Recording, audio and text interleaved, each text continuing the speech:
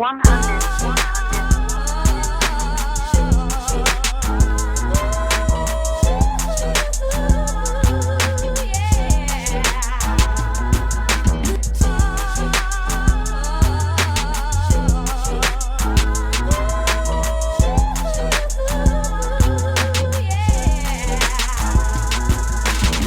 y'all show straight.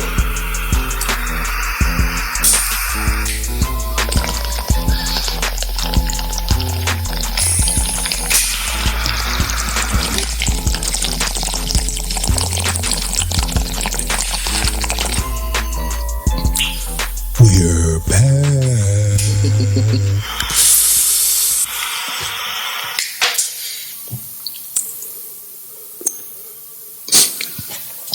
Live in the studio. Once again. We had to get together for at least one time.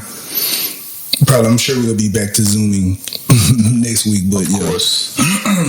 But live in the studio, Blue Jay Studios. The energy. The Blue Jay Studio energy. Live in the studio again. But shit, I forgot what we was even talking about before I put this on pause. Man, I did too. But I ain't forgot you gotta do the intro though. Yeah, they're good in the studio. Superman flow. What's good? It was good. What's good? I am your host, Jason J. Will Does It. And we are live in Blue Jay Studios just for a moment. Live in Blue Jay Studios. And I am J. Will Does It. And I got my guy, Ivan the Grizzly, the Great, the Grizzate. That's me, man. Good to see you, brother. Good to see you, sir. Good to see you, brother. Good to see you, sir. In good health, good strength. Got some new merch on. Got some new merch on. I like it. Just trying to get a feel of some things. I like it. The gray tee dope though. I like the gray tee too. Yeah. The color seemed to come out a little better. I don't like how it feels. It don't feel as the white tee, but yeah. A little different. Fabric wise. Like the junt though. And we are the Off on a Tangent podcast. That's us. So what you got? How was your weekend? Well, you know what? Let me. I gotta start off first by going ahead and just people. If you have individuals that you love, go ahead and kiss them on the forehead, hug them, give hugs and kisses, any and everything, whatever. Because the missed phone calls, go ahead and call that individual right back right now. All of that. I had a scare this weekend with a very close family member, and I was freaking out because of the wholesome effect of, I was like, man, I missed her phone call yesterday. I didn't call her back. I was like, hey, I'm going to call her back today. Yeah. And it was like, shit. So, appreciate the people that's around you, man. If it's some things that you might need to clear the air on, clear that shit.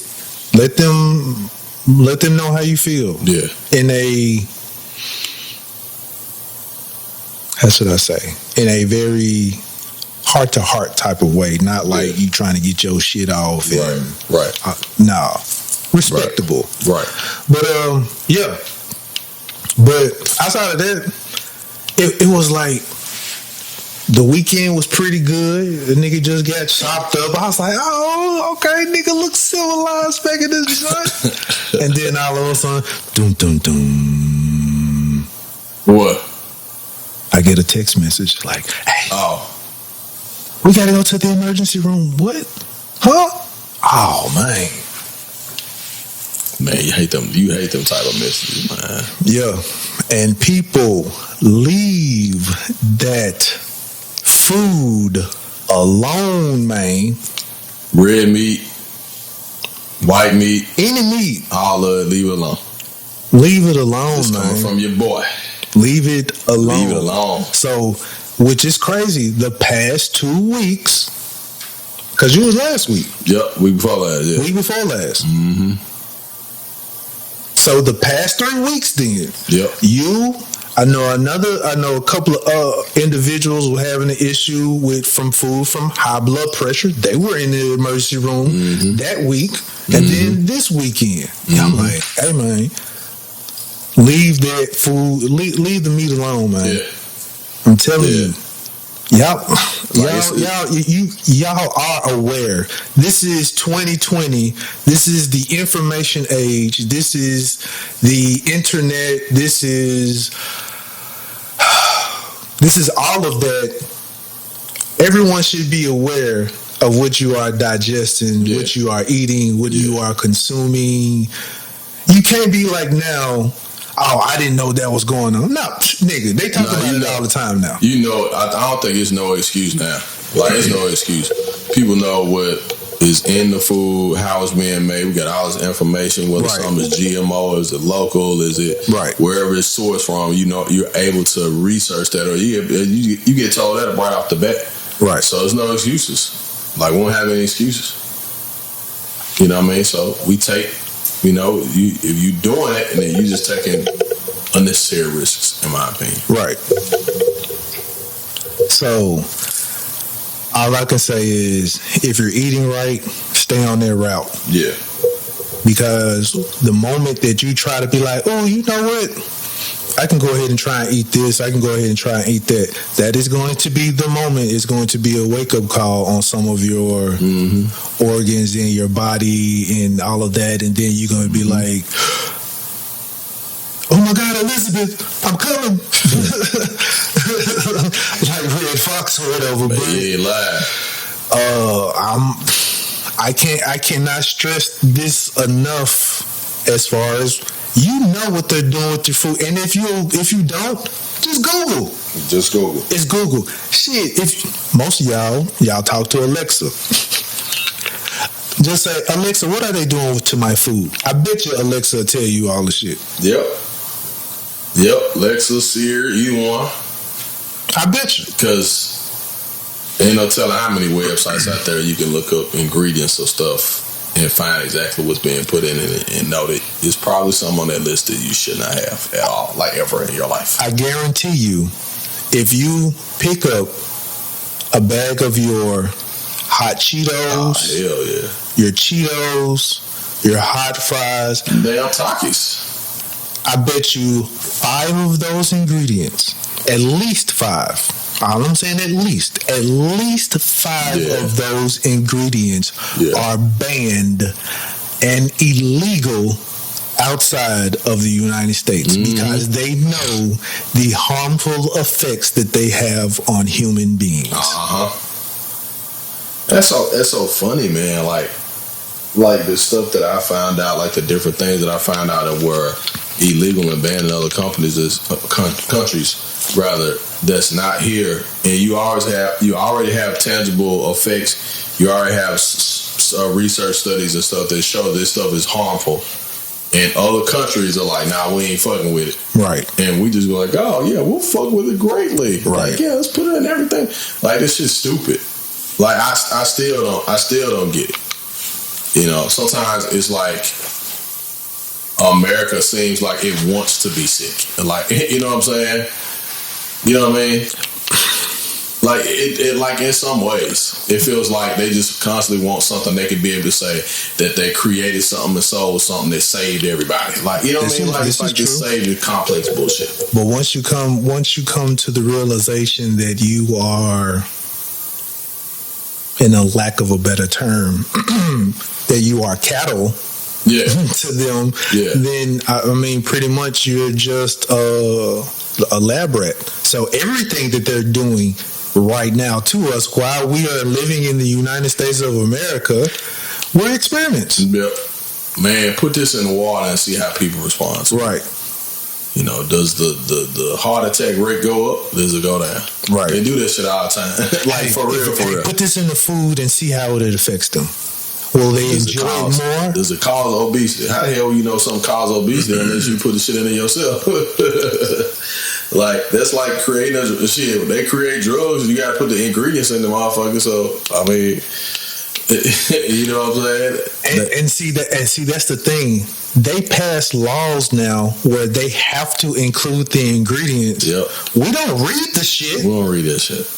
And then it's like when you like, I'm sick. I'm like, excuse me, sir. It's on the ingredients there. It's not my fault that you did not read this ingredient list. This might make your eyeballs fall out of your head while walking. Oh, okay. Well, it only happened twice while the study was taking place. But it fucking happened. Right. Like, this shit crazy as hell, man.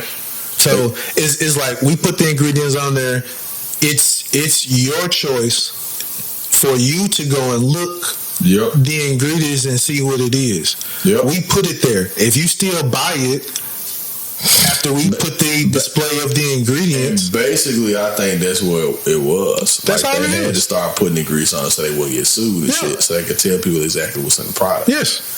And then, if you use like mostly scientific names, most regular motherfuckers don't understand what that shit is at all. And you go look it up online or something, right? Or you find somebody that's in that field and say, "What does maltodextrium number 7?" Then it'd be like cheetah piss. Like that shit like cheetah piss, and that shit make if it's not mixed right, a motherfucking goat horn can grow out your head. You like, damn, man, I just be sick. Fuck the medicine. So you mean I've been putting cheetah piss on my eyelashes? Yeah. For 22 years. So my mama put cheetah piss on her. I've been putting cheetah piss around my lips. I've been doing this shit for 20 years. No wonder this stuff smell fun. This goofy shit. Straight up goofy shit. Now, I do still want to talk about. I do want to go back and forth talking about the food, but I do want to segue. Speaking on meat, did you hear about your boy, or did you see? Well, I ain't gonna say your boy, but Pence. He went into response to. He went at Kamala Harris, and speaking of, I hate the way white people say Kamala Harris. They say Kamala. Oh my God! It's like, and Kamala, she just had something like Kamala. They gonna change this shit when she become president. I was like, dude, y'all keep saying Kamala. They know what they saying. They know what I'm saying. Motherfuckers don't know that. They know what the fuck that shit sound like. That shit. But Pence came out, and I guess he was at a rally or something like that, and he was saying something in response to Kamala Harris about reducing the meat intake or something like that, cutting the meat intake. So he was like consumption or production, I think it was. So he was like, Kamala Harris is not going to cut America's meat. I was like, word, my nigga, she not gonna cut America's meat. And then he was like, then he came out, he was like, I got some red meat for her. I was like, word, my nigga, is this what we doing? That's what the fuck. My nigga said, he was like, they're not gonna take our red meat away. I have some. He's like, matter of fact, I got some red meat for you. Oh no, I need to. I was like, word. I need to go. That shit wild. Put it up on your phone. That shit is wild. Just put like Pence in red meat or some shit. That shit is fucking wild. Like that's some freaky white boy shit. That's what that is. That's some freaky That's some real freaky white boy shit. Like, goddamn. That shit was crazy. I was like, that shit's good. Like, who the this fuck nigga on public TV. Wait on motherfucker. I gotta find it. I gotta find it. So, did you catch what I said though? What you said? She gonna be the president. And I'll tell you why. Because him being old, he don't know what's going on. He don't know what the fuck is going on. I be wanting to do Biden even know what day it is sometimes. Cause he be saying some shit and you be like, my guy, you know you running for president, right? Like he be saying some shit sometimes. I be like, damn man, when he said that shit like, if he say if you don't vote for me, you ain't black.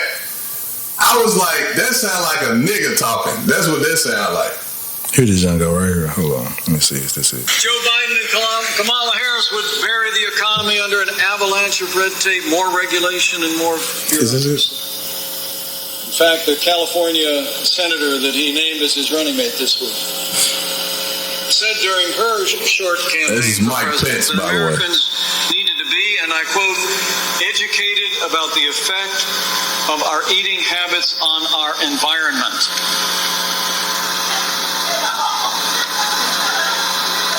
Man, this ain't even it. Said she would change the dietary guidelines of this country to reduce I think that's the it. amount of red meat Americans can eat. These motherfuckers, they born. Red meat for you. Wow. We're not going to let Joe Biden and Kamala Harris cut America's meat. This motherfucker. Now see, y'all be and y'all think black folks crazy. This motherfucker just said I got some red meat for her and she is not gonna cut America's meat. And he said this shit like on national fucking TV. Biden and Kamala Harris are not gonna cut America's meat. I mean, this shit is like, it's like a fucking episode of goddamn Mad TV. This shit is crazy. Like, this shit wild, dog. This nigga said she ain't cutting America's meat. And look, you know he knew what he was saying because he put emphasis on this shit. Oh, you man. know he knew what the fuck he was saying because he put emphasis on it. So somebody sat there and wrote this shit out and said, go out here and say this, white boy. And he was like, with gladness. No. Say it, They didn't motherfucker. have these niggas. This right now is a white freestyle battle. This is what you see now. Donald Trump out here freestyling on the ones and twos. Them motherfuckers ain't got no speed writers. They ain't got no interview prep, none of that shit. Yeah. Like I know somebody said that Trump done running the country like Death Row Records. That's the truest shit I've heard in the last 5 months, baby. Because they run this shit like a goddamn fucking gang record label. Like, what the fuck? Like, he freestyled this shit. Like, hell yeah, that shit freestyled this shit. This motherfucker said, I'm not gonna let them cut America's meat. I got some red meat for it. Oh, I got some red. Nigga! Oh, I got some red meat for you. Like, he actually said that shit. But if you notice, this is what happens when you get a woman woman VP. Yep. He is not attacking Biden. Right. He gonna attack her. He gonna go after her. Exactly. Yeah, he gonna go after her. And that's exactly what they're gonna do the entire campaign. They're gonna go after her. Go after her. And anything related to her, anything that they dig at her on is gonna be related to Biden's incompetency, being elderly, mental issues, all that type of shit. I wouldn't be surprised if Trump at one of the debates, if he show up or if he do a fucking debate, because that motherfucker won't come. Like, he done already said some shit like she's a nasty, she's a nasty woman or whatever. A nasty woman or something like that. I'm like, like, saying that shit. Yeah, she's really nasty. Like, what the fuck with that? But if they was to show up, like, Trump would probably be like, we know Biden probably doesn't know where he is. Like, he will probably say some shit like that. like in his opening argument. I just wanted to ask a question. If Mr. Biden actually knows we're in a debate today, baby.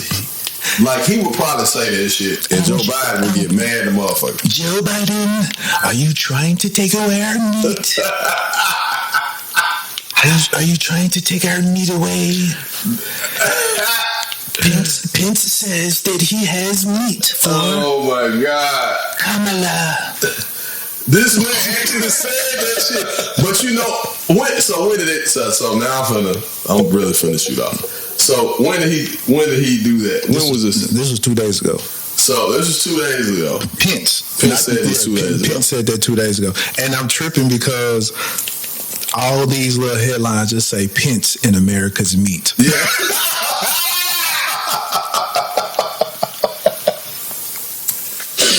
It just says Pence and America's meat. This shit is a joke, man. What is going on? What the fuck? And then, so what is going on in 2020? I'm really finna get talked about for saying this, but I'm saying this because I don't want people to continue to be so triggered by the same stuff on social media. Like, this happened 2 days ago, and I'm literally, like, I've seen my timeline last 2 days. I haven't heard anybody say shit about it. Like, you're the first person that told me about that. Really? So you never heard it? I haven't heard that shit. And the way he said that shit, you know, he, like you talk about you make a meat reference when you talking about a lady. Like, that's the most misogynistic shit ever. And this motherfucker said this shit on live TV. Right. Addressing her, and ain't nobody talking about it. And that's my thing. It's like, I haven't heard, like, and you know, Fox 13 always up on that shit. So it's like, I didn't hear nothing. Like, shit, like the feminist groups and the ladies, like, y'all ain't hear that shit at all. They were cheering. Boo! Because he was like, they're gonna cut America's meat. Boo! Like, that was the craziest shit. Like, motherfuckers referring, like, this shit crazy, dog. Like, this is unbelievable. As I started before, this is what the meat is doing to people. Nigga. Pause. Right, exactly. Yeah, good pause. Like, hey man, but that meat do be having women acting crazy. Man, that shit had everybody acting crazy. But you know, like what's the movie? I think was it The Book of Eli, and they would always look at your hands to see if you got the shakes, because they say you develop the shakes after becoming accountable and shit. Right. And your nerves and shit be off, and it make you do crazy shit. So I ain't seen not one person that consumes like large amounts of meat and don't do a lot of veg or fruit and stuff like that else. Like, they be crazy as hell. And you can tell when they get off, when they stop eating as much, they calm the fuck down. That shit is crazy, man. Leave that meat alone. That shit is crazy, man. You know what else is crazy?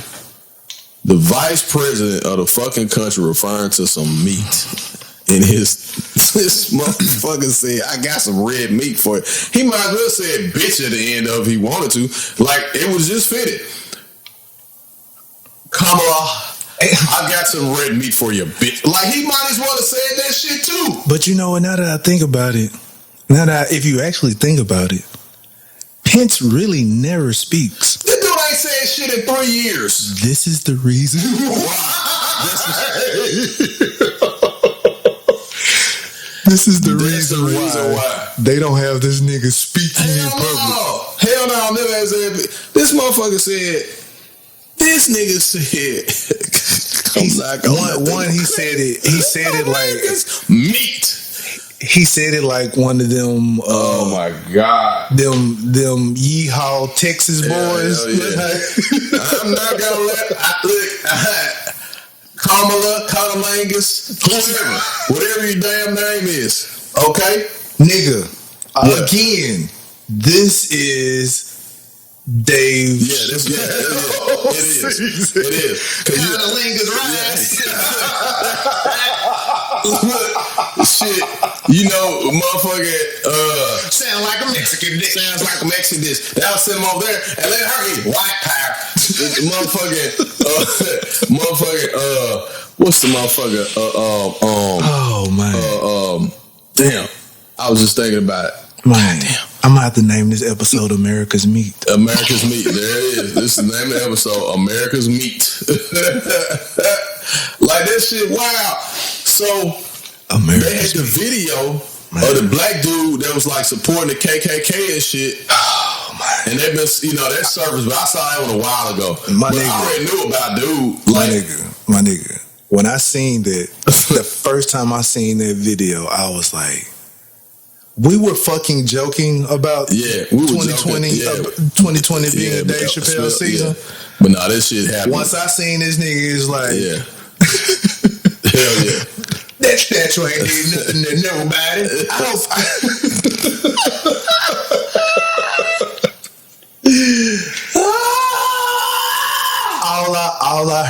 All I could think of was hearing Clayton Bigsby saying, if you got hate in your heart, let it out. You got hate in your heart, let it out. Let that hate out. If you don't like Will and Grace, it ain't a problem with you. It's a problem with Will. He's a homosexual.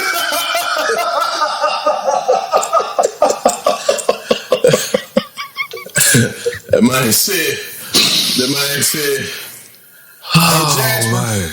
Oh man. Trying to come down and see my sister. So you gotta go. If I say having sex, my sister's gonna be me. I said. So just in case if people don't know what we talking about, yes, I'm gonna have to play the Real Talk Black White Black White Supremacist. Oh man. The Sons of Confederate Veterans. Regardless how the next person feel, I'm not gonna take my flag down. If I got anything to do with it, ain't no monument gonna come down. Daniel Sims says he was adopted as a child. My whole family's white. Went to all white school, grew up in an all white neighborhood. My grandfather was white, and he was the main one that fought in this war here. And he's taught me everything I know. He explains how he'd feel if the statues and flag were relocated. It may make my blood boil if they just come up here and feel like they can just tear it down. I don't see me still living if they do that. That monument ain't hurting nobody. That monument ain't killing a soul. It ain't talking bad to nobody. It ain't even racist. You never left this property, have you, Mr. Bixby? No, sir. But you should have let Clay be. Oh man, my bad. Because that would have get reference. What if I were to tell you that you are an African American? Sir, listen, I'm going to make this clear. I'm in no way, shape, or form involved in any... We don't like it. We go back to Angkor. You very welcome. Tell him he's black, you probably kill yourself. Oh man. Sons of Confederate Veterans. I'm telling you, man. That just makes my blood boil. That just makes my blood boil. This nigga, for real, and Confederate flag, honky tonk hat. Yes, Confederate flag. He got the baseball cap though. I was like, this man got a Confederate baseball cap. It just makes my blood boil that they want to do these things to the flag. To these statues. That statues ain't racist. That statue ain't did nothing to nobody. I said, nigga. Oh man. Again, this is Dave Chappelle season. It really is. It really is. Because you got your black white supremacists, you got your basically your president just saying whatever, like doing and saying whatever. Your presidents and the ones who's running for presidents are mad niggerish. Yeah. Hell yeah. Like doing gangster shit. Like, and everybody like, man, who we need to trade? Like, motherfucking Terry Crews and shit, Conan and shit. Like this motherfucker. And see, Jay was tripping because last year I was like, that nigga Terry Crews is full of shit. Like, even with the Me Too thing, like, I said that. I said it. You did. Why is this dude talking about another man grabbing his dick in front of his wife? Like, no, they would have had. I would have been on the news for breaking his fucking jaw. Like, don't no man grab your body. You stand there and wait and look at that shit. Oh, I didn't want to do nothing because he was a big time producer. Nigga, fuck that shit. You Terry motherfucking Crews, nigga. You like 250 muscle, and in front of your wife, you let somebody grab your shit. Woogity woogity, nigga. Woogity woogity. I mean, I'm like, and then you gonna say that shit, and it's I can sympathize, you know, and then, boy, here come the Conan. Well, I don't think they meant this, and I don't think you get, and you can be black and racist too. Really, bro? You got your big chest ass on TV talking that shit? Alright then, okay. But I told people though. I told folks, I said Terry Crews is a fucking Conan. I didn't really want to believe it until everything started falling into place. Oh yeah. There were just things that just started falling into place, and you like, hold on, man. Mm-hmm. What? Yep. And it just all fit. You know, it all fit all the shit. He might be one of them individuals like, I'm not black, I'm Terry Crews. Yeah. Ass niggas. I'm not. Yeah, I'm not black, I'm OJ. I'm not black, I'm OJ. You like, okay. Wait till I get pulled over at 1:30 in the morning, motherfucker. See how black your ass is then. Nigga, 85 knots of black. Yeah. Oh, well, you know, I did slip and fall on top of the police officer. This is all. Face ass, nigga. I was training for a movie and fell and hit my head 18 times in the same spot. Like, come on, dog. Like, yeah, I told people about Terry Crews, Conan ass.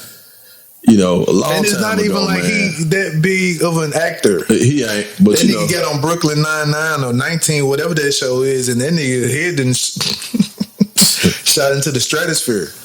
Brooklyn, off of a show like that, right? You know, but like all of this shit, man, is you know, it's getting to a point where like you just don't even know. You don't know what you gonna encounter from day to day. You know, somebody was like, man, it started thundering a couple weeks ago, and then we thought dinosaurs was back outside and shit. Like, we looking at the motherfucking window, cause shit, we make sure Godzilla ass ain't out there. Like, this shit is crazy, man. This shit flat foot crazy. I mean, so, but I think the way people acting, like some motherfuckers acting and shit, like how they acting is just like, you know what I mean? Like, you know. So, all right. So you remember early in the earlier podcast? Mm-hmm. Remember we had a episode about we were talking about like the Night of the Living Dead and all this shit, right? Yeah. All right. So that was before this COVID shit, right? Yep. Okay. So, yep. If you think about it, the way everyone is just out there, just wanting to gather amongst each. Because if you think about how when you look at the Night of Living Dead movies, mm-hmm. What was that movie with Brad Pitt, that new World War Z? Yeah, World War Z. They all gather around each other and just standing there, just doing nothing, really, until they hear somebody making a noise and then they go move toward them or whatever. They follow sound and activity. Right. Yeah. So I'm looking at, it's like when you see stuff like that and you're looking at the news about everybody who just wants and need to gather amongst each other. Yeah. And then that one of them individuals, because like it was just as simple like that one time in that movie World War Z where it was like that one person got bit and then all of a sudden he changed so quick and then immediately went amongst everybody else. Right. He assimilated. So it's just like if you somebody at their party and they might be sick. Yep. And it was like, you know what? And somebody was saying, it was like, you know what? The people who are out there are the ones who already just got it anyway. So they just out there. And I was like, you know what? What? I didn't even think about it like that. Damn. They're the ones that's out there not wearing the mask. They're the ones that's out there just, it's like, shit, fuck it, I got it. I'm just finna be out here. I was like, dude. Damn. The fuck? And this is what's happening. That's why it's spreading like that, because people is like, hey, shit. Because I do know Ellie Mae was telling me about somebody out in the country where he confirmed had it, but since he had it, he was like, why do I need to wear a mask? So he was just out. Right. Damn. That shit, just the thought of that is scary as hell, because now you have like churches opening back up for like minimal services or whatever. Mm-hmm. And you got elderly people gonna get back out. You know, old folks gonna go to church. You know what I'm saying? And that shit, basically, because of what you just explained, the cases wind up going up again with a certain population of people. Just that's by, just you know like, what I'm saying? Like that's just like with the, like, I don't see how anybody could even comprehend the idea of wanting to open schools up. You are trusting. Now, I'll put it like this: even if you trained your child the best way, you're trusting your child to be amongst other people's children, though. Yep. Who are not as well trained. Yep. You know how many times kids just do that with their hands? They put their hand to their nose, wipe it up, and then go touch something. I really hate when I say I hate. Not I hate, but I don't want to sound like a conspiracy theorist. But I really think that they're allowing certain kids, like certain school systems, to make their own call or whatever. They don't know that they're doing this. But it's like, okay, we're gonna send the kids back and let them be exposed and see how it turns out. Let's see if kids are really getting sick. We are guinea pigs. You know what I'm saying? We are guinea pigs. Like that, it just like and me and several other people, we talked about, like, damn, if you know this is the type of shit that's going on, right? You know this is the type of shit that's going on, and you gonna leave it to the school system to make that call? That should be a fucking federal mandate. Like, it should be a mandate. Ain't no kids going back to school. Like, nobody should be. But see, you got to think about, okay, so they open the school up, but they give parents choices. Right. Right. So the virtual school is still open option. But so they're leaving it up to the parents to do so. Right. So some parents is like, well, shit, I'm going to take my kids to school. Hey, you comfortable going to school? Yeah, Right. we're going to school. Right. Right. Okay. All right. Yeah. Y'all better stay out. And then you got these trifling ass folks who don't want their kids at home in the first damn place, so they happy. When school start? So y'all black ass and get up out of here. I just want y'all to know also. So although they made it a point to make it to act like that they just passed this law, I just want you to know that there is a law that has been passed that they just said that they passed. Quotation hands. But there has been this law that has existed where if at any point in time, if there is a vaccine or anything that is out if you get sick at work or anything like that, you cannot sue your job. You cannot sue that establishment. And they made it a point.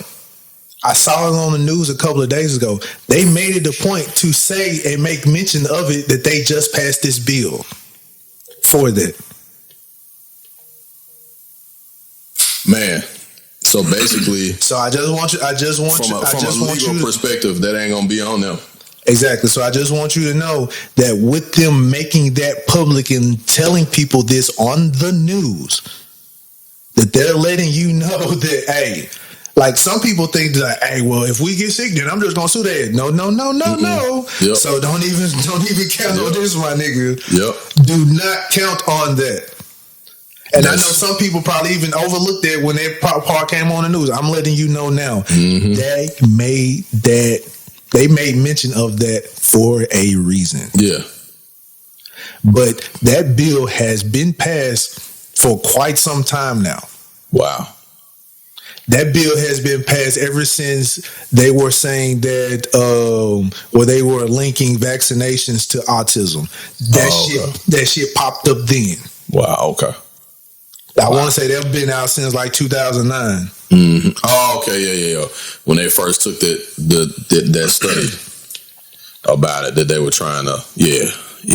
So they have passed a bill where now, if your child, family member, or whatever, if they get sick, or if you take the vaccination and you get sick, or if you die, or any type of thing like that by going to work, if you all of that, you can't sue nothing. They not liable or any of that. Wow. Everything is being left up to you. Yep. Because it's basically a waiver. That's really what it is. Basically a waiver, verbal waiver. I'm telling you, that piece of paper that y'all signed when y'all went to go eat at a restaurant. Yeah. That was a waiver. Yep. Y'all need to start asking these questions about what is this piece of paper. Just be aware.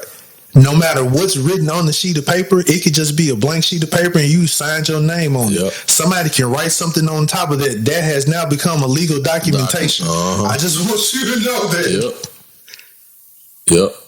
You can play around and write some shit on a napkin and you put a signature on that joint. That joint is a legal documentation. Because it now has your signature at the dotted line at the bottom. Yep. So just be aware of things that you are signing your name to on the dotted line. That's why without asking, like, I just had to sign this because I was eating here. No, nigga, I need you to read that whole motherfucking thing. Yeah, that's why I wanted to pick my food up the other day. I put Kris Kringle on my shit. Nigga, okay. Why you say that? I was tripping because I'm thinking. Now, although you may have made that name up, Mongo Slade. Yeah, well, it's from the movie Uptown Saturday Night. Okay, got you.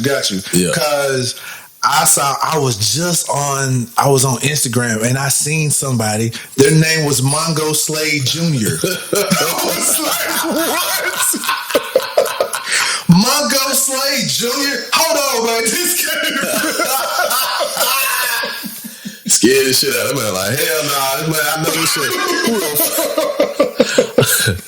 This is realistic.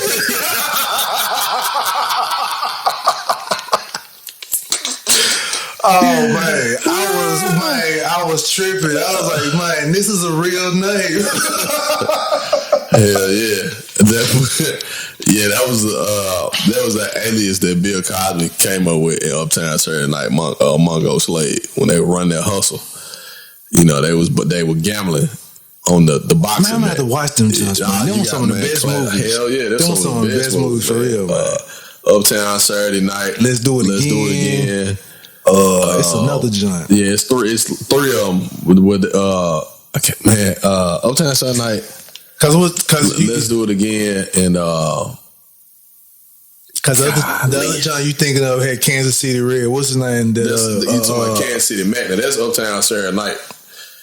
They had Kansas City Mac. John Amos, Calvin Lockhart was in there. Yeah, gotcha. Yeah, that's what I'm thinking. Yeah, you know, Calvin Lockhart is from Memphis. Really?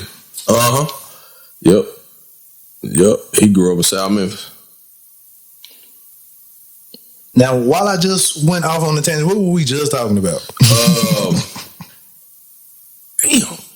I forgot my damn self. Oh, my goodness. Hey, man, you supposed to catch me. I mean, I'm supposed to, but shit, I forgot too. Dun, dun, dun, dun, dun, dun,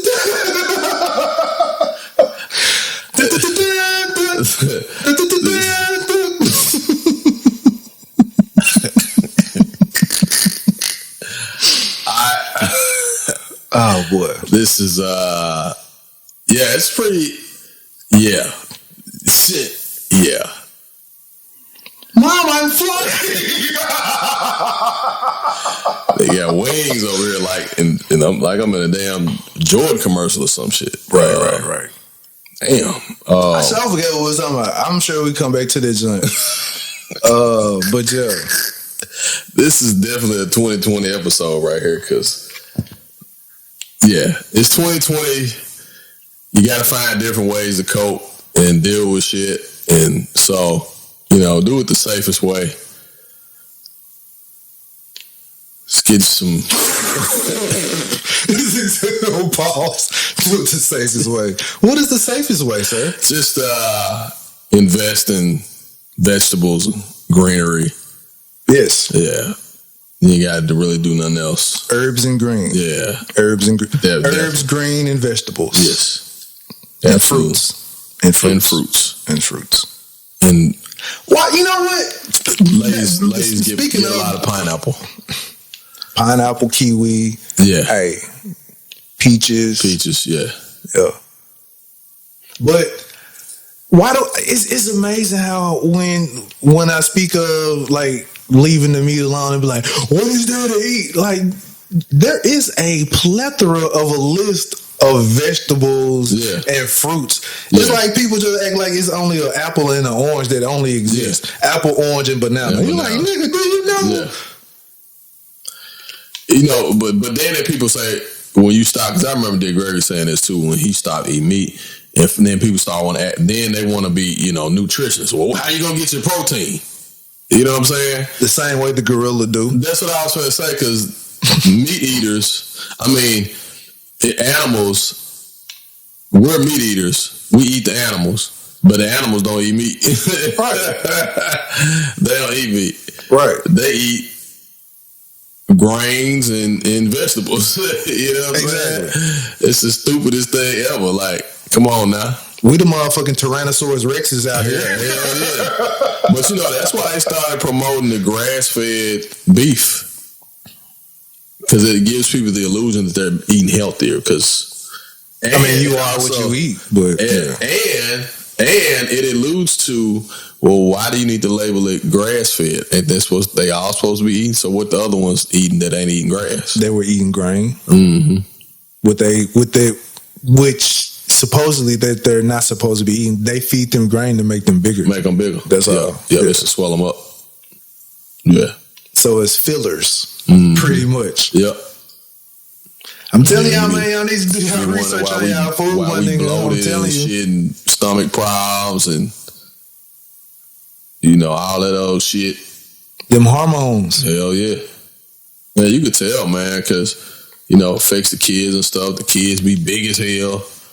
Be 10 years old, be 6'3" and shit. Like, damn, man, ain't nobody talking to your damn family. Wondering why your bones and stuff is breaking. Mm-hmm. Early. The Greg Oden shit, all that shit. And leave the milk alone, man. Hell yeah. You know what? Speaking of, why is it frowned upon drinking breast milk, my nigga? And the only reason why I asked that is because since we say that, suck no titties with milk in them in a while. So I was on Instagram and I saw Lil Scrappy on live. He was playing his joke on his friend. So his I want to say he married, maybe it's his fiance. Bambi was pregnant, and he poured some breast milk in the cup, and he was gonna give it to his partner. So he gave him some breast milk, and I guess if finna go on the road, he gave him this pill, talking about it keep him up to dry. So the pill was like her placenta. It was a placenta pill. So he drank the breast milk, no problem. He's like, oh man, you drank out titty milk, blah, blah, blah. He's like, man, that shit good. He drank the rest of it. I'm telling y'all. Yeah. This is shit that we are supposed to be drinking. Yeah. Yeah. We are. It's amazing how we are so hardwired, programmed to believe that cow milk is what you're supposed to drink. Yeah. And then it's like when you see somebody drink a cup of breast milk, oh my God, nigga, it came from a human. It's human milk. Yeah, it's human milk. And we know what they say, the healthiest thing, of course, for a child, like even up until they're like 2-3 years old, is breast milk. Exactly. And so because it comes you're getting mother's knowledge, you're getting mother's continuous DNA information, all of whatever she has fought off as far as viruses already, as far as sinus issues, anything like that, is transferring over to the child, and it's making the child better and getting out there. But you are feeding your child some type of foreign element already since birth that it has to fight against. That now, when your child, you're wondering why your child walking around here sound like he got 2 fingers in his nose. He got mucus in his body because he's been drinking some form of cow milk since he's been born.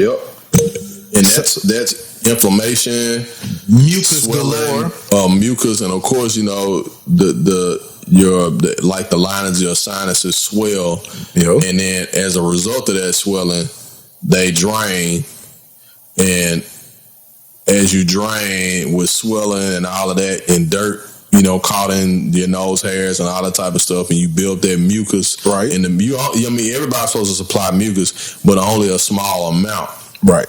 Because cancer cells feed on mucus, and so you like constantly sinus infection, constant super backup headaches, and sinus headaches. Just so you know, disease can only live and exist in a mucus-filled body. Yeah.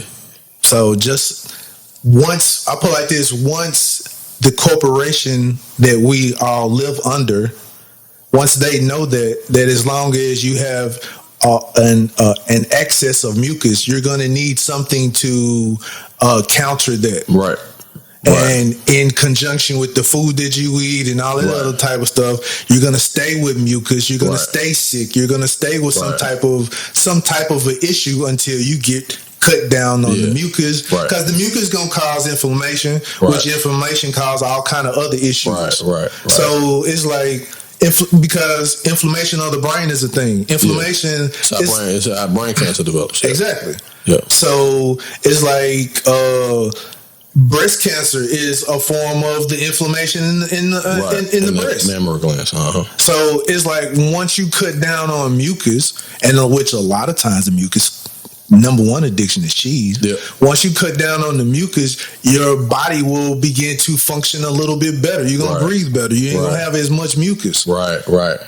But hey, what do I know? That's how that's why I typically, like, when we were growing up and when we started to develop like a cold or something, and that mucus finna hit you, like my mom would give us castor oil. And you sure? Or is it cod liver? Well, cod liver oil. Yeah, cod liver oil. That's it. Shit. So give us cod liver oil, and that oil, that fish oil, would pull the mucus out of your body, but it will pull it out via finding all of the stuff that's not supposed to be.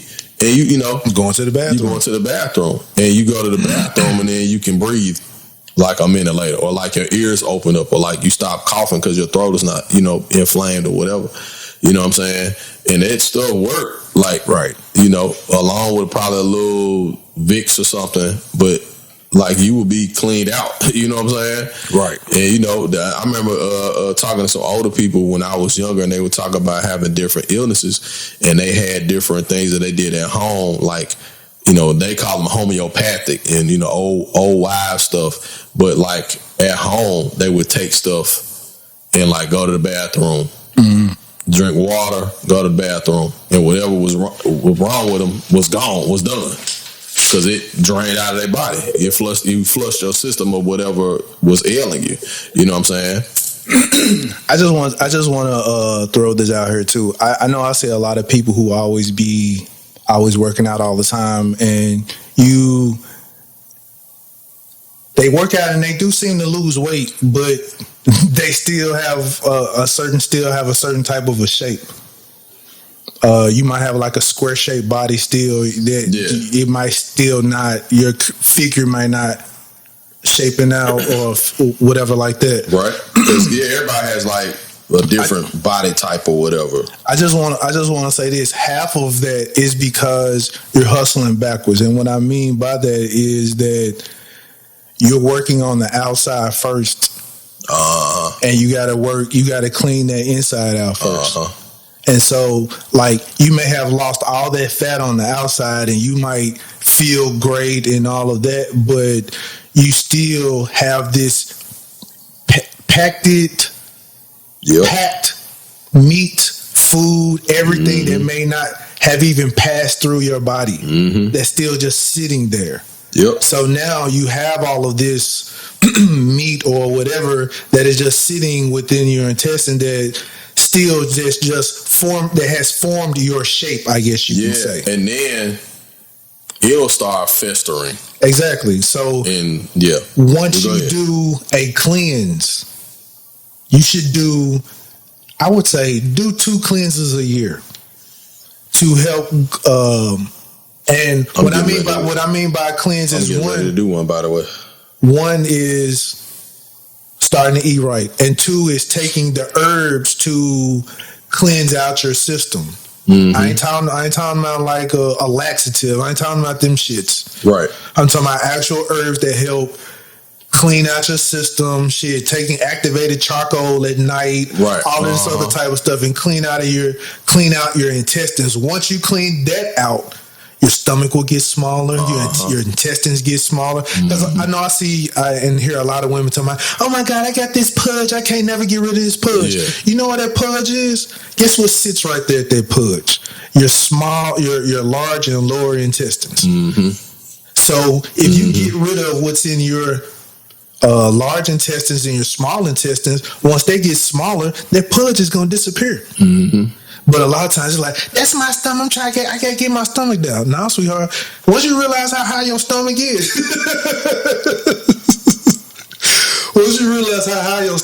you're like, oh shit. Right. It's all shit. You full of shit. Right. But I just want to throw that out there. I don't want to get on the soapbox and just be talking about that. But it's information that, hey, rap to me. If you want to know some information, I'm trying to tell you, man. It's good info. If you see my before picture, man, dude, and what I look now is like, I'm just saying, I used to weigh 265. I was at 170. I have gained more weight, so I'm at 190 now. But I lost a whole nother person. So I'm trying to tell you that meat is going to keep you unhealthy, and half of the stuff that we do contains a lot of sugar, and sugar swells you up. Yep. So if you drinking brown, if you like to drink, switch out that brown to some vodka all the time, or drinking wine. But that brown is, I'm telling you, if you drinking that junk every day, that's sugar on top of sugar. Yeah.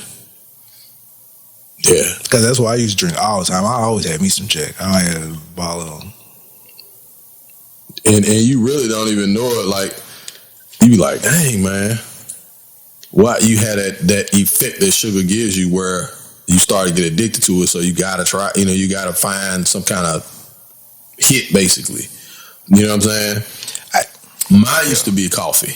It used to be coffee with the creamer and the sugar. That used to be mine. Like, that was mine.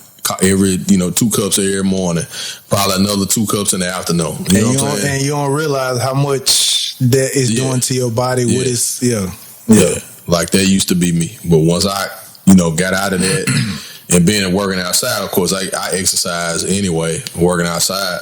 But man, I started just noticing the different effect that I was feeling by not drinking, not putting sugar in my coffee. Like, I was more vibrant. I wasn't crashing at 9:30 in the morning after I just been out working since 6:30 or something. If you're gonna use sugar, use cane. Yeah. The real cane. Like agave syrup too. You can use that. Yeah. Drip and drops of those. Or honey. Right. Yeah. So man, like, I mean, Leave that white sugar alone. Yeah. If I feel like there's anything white sugar, white flour, white rice, like all of it is all bleached. Exactly. Anything coming from the ground is never void of color. Is never void of color. That's some deep shit. Dead ass. If it came from the ground, it's never void of color. Damn, that was some cold shit, man. Cause now, like, cause you said that anything that's white or anything that came from the ground is not void of color. Right. So if it is white, they have manufactured it in a way to take the color away. It came from whatever came from the ground. Exactly. Like I try and tell my folks all the time, they're like, "Oh my God, I love cauliflower now." I'm like, but it's not real. Yeah, it's not. Nah. It's impossible for that to have grown for it and be white. Exactly. It's basically like bleached broccoli. Well, coconut is white. No, it's not. No, it's not. The inside, the flesh is white. The flesh is white. But hell, if you cut yourself open right now, open to the flesh, guess what color your flesh is? Mm-hmm. It's white. Mm-hmm. So it's like the coconut flesh is white, but on the outside, right, it's brown. It's brown. Yeah, like hairy nuts. Yeah. What I'm just saying, it's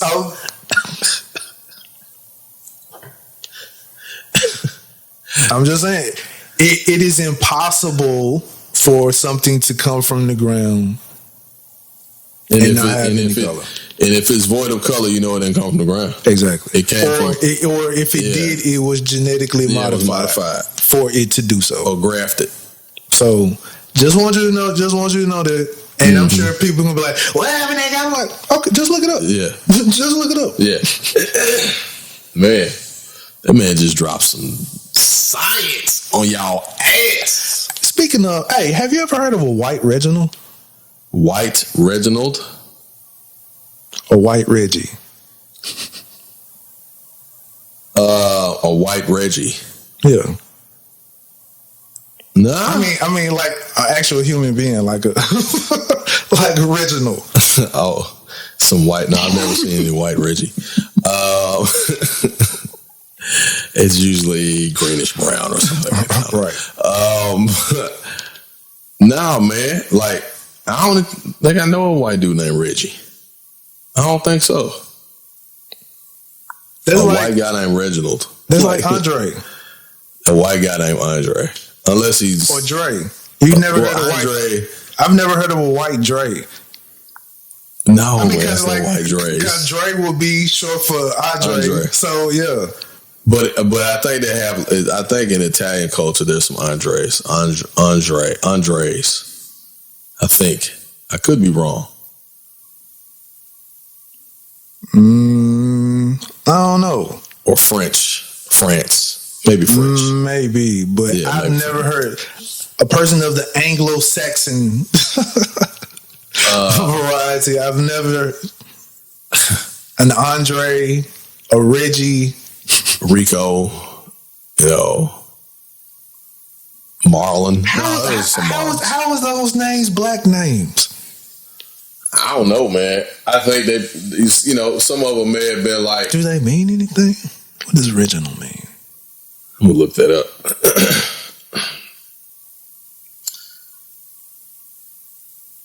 Y'all can tell we ain't been in the studio in a while. We really having some fun in this motherfucker. It's like these niggas actually asking about a white Reginald. I don't know. We may have two names for this episode.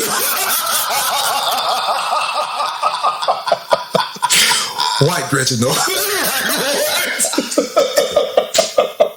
White Reginald, red meat.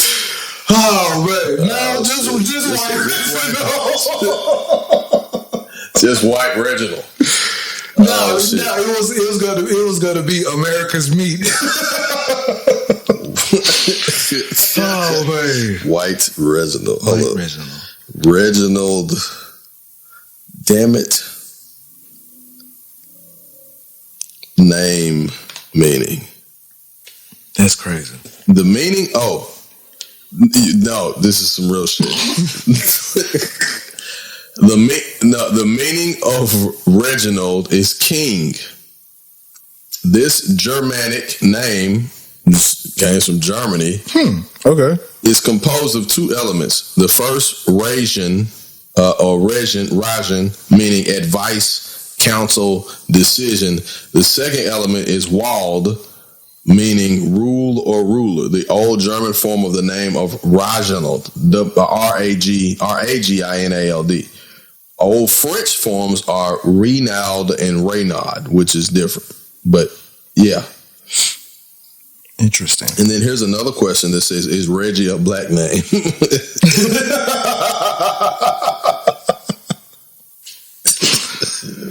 I guess so. No. Hold on. You're not going to believe this. What? Hold up. The race, wait a minute. Hold up. Wait a minute. I'm looking to make sure this is a legit website with actual real information. Because it's supposed to be people named Reggie, the national, out of the population, they say that 13,000 something people per 100,000 people are named Reggie. And this is from like a name database or something. So essentially, out of every 100,000 people, there's at least 13,000 people named Reggie. It's a very common name. Yeah. It's a very common name. Yeah, and it didn't say, I'm trying to see here. Maybe that's why it's always, because it's regular.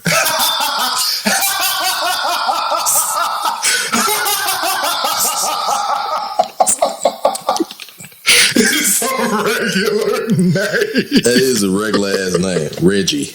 Like, damn. Oh, man. Reggie, yeah, you are Reggie. Regular so ass that's motherfucker. why you Reggie ass. Look, man. Check I'm this shit. sorry for any originals who are listening. Man.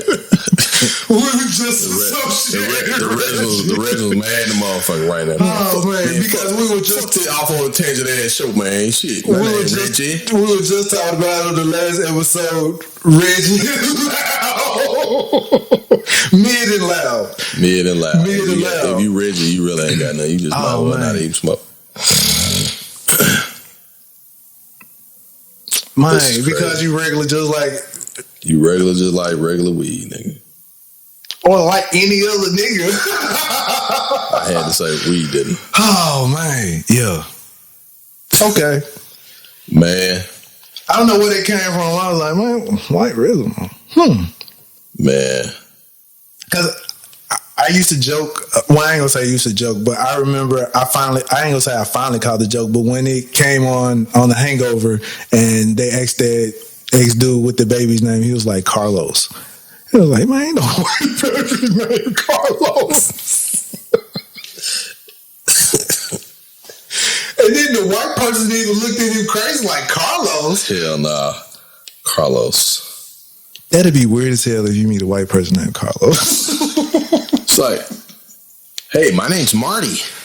Hey, I'm Jonathan, and nice to meet you.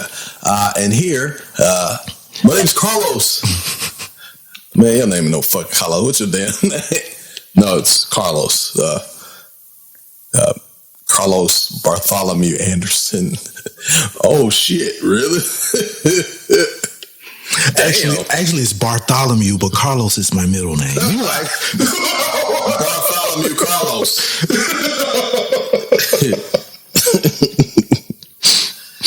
Bartholomew Carlos, right? Then all of a sudden you be like, your daddy must be a nigga. Oh boy! Oh man! Oh shit! Hey, hey, you hear about the NFL player who got cut trying to sneak a little John in? This nigga tried to sneak a John in with a NFL jersey on.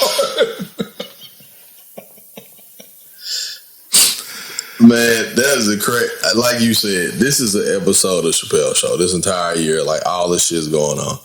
I saw that shit. He trying to sneak the girl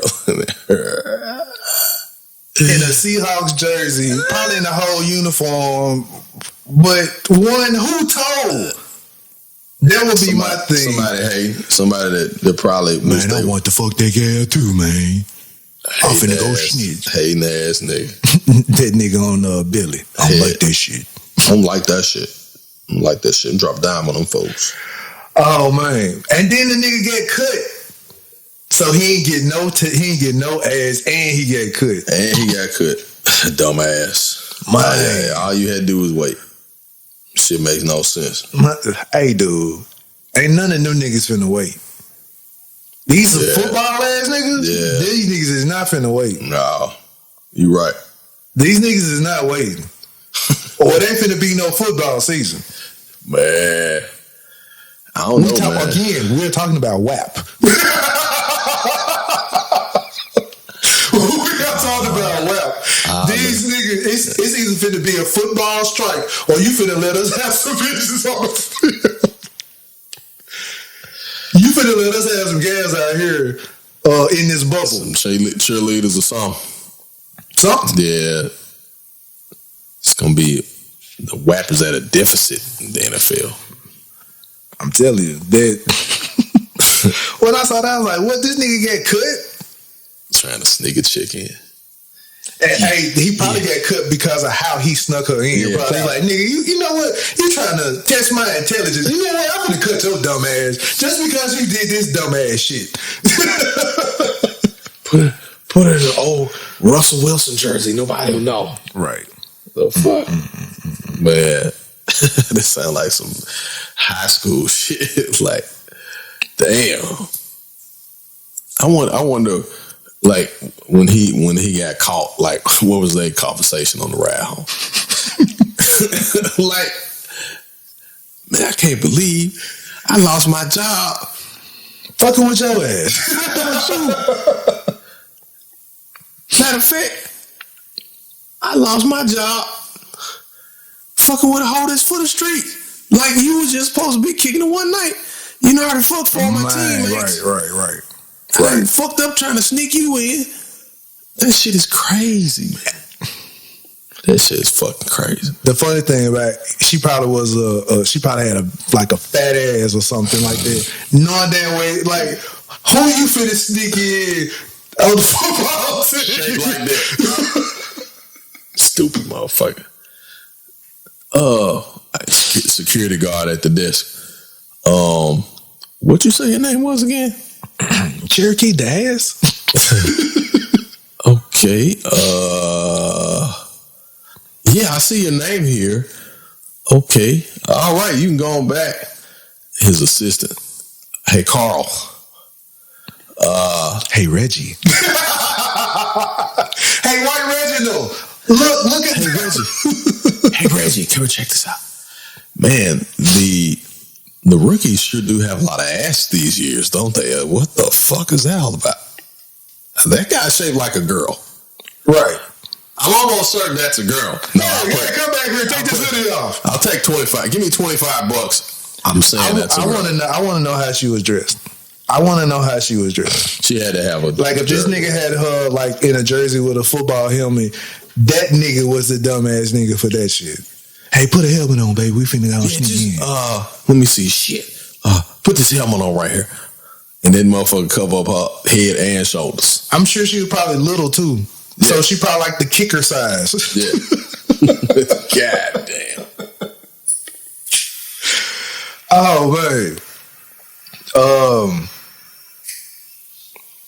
I got one other thing before I get on onto where I want to go to. But hey, did you hear that? Now I'm not sure about all of these places, but have you heard about Ancestry.com has sold the data that they had to like a private owned company? No, I hadn't heard that. So yeah, I can't remember the dollar amount, but they They sold all their data to a private entity called Blackstone. It just sounds like some fucking born supremacist shit. You know what I'm saying? They should have named that shit something else. They made it obvious. Blackstone.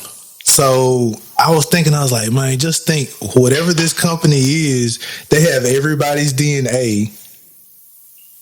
They have everybody's DNA on file. Yeah. They use Ancestry.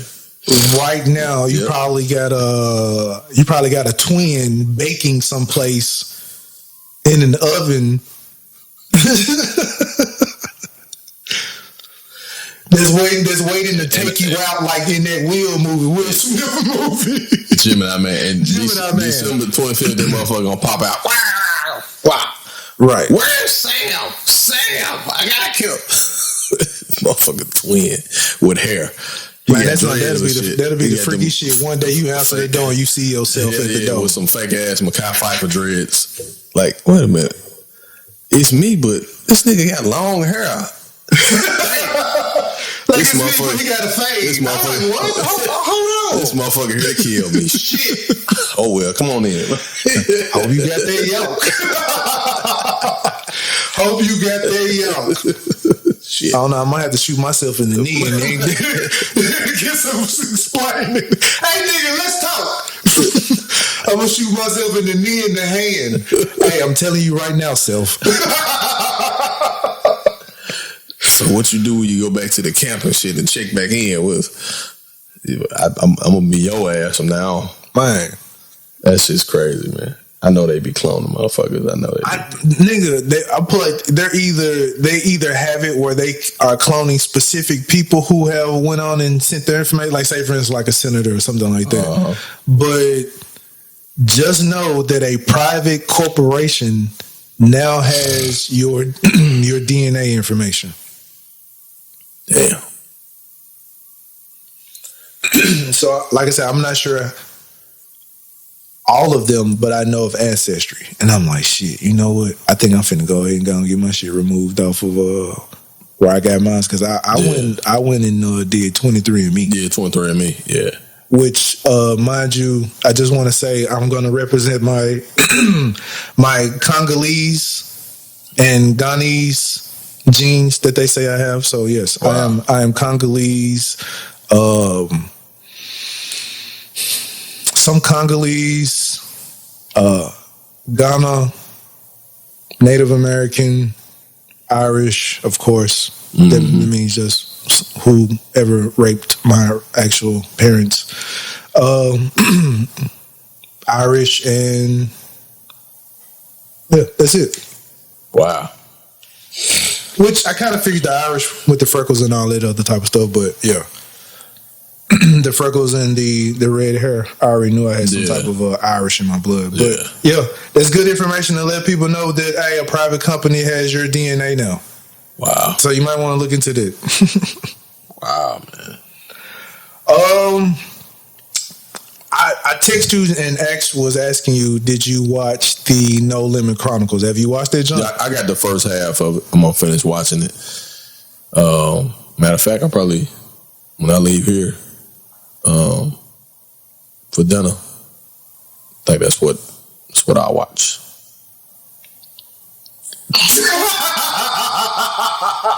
I don't even understand why this man just laughed at me like this. Because I had a talk with you earlier.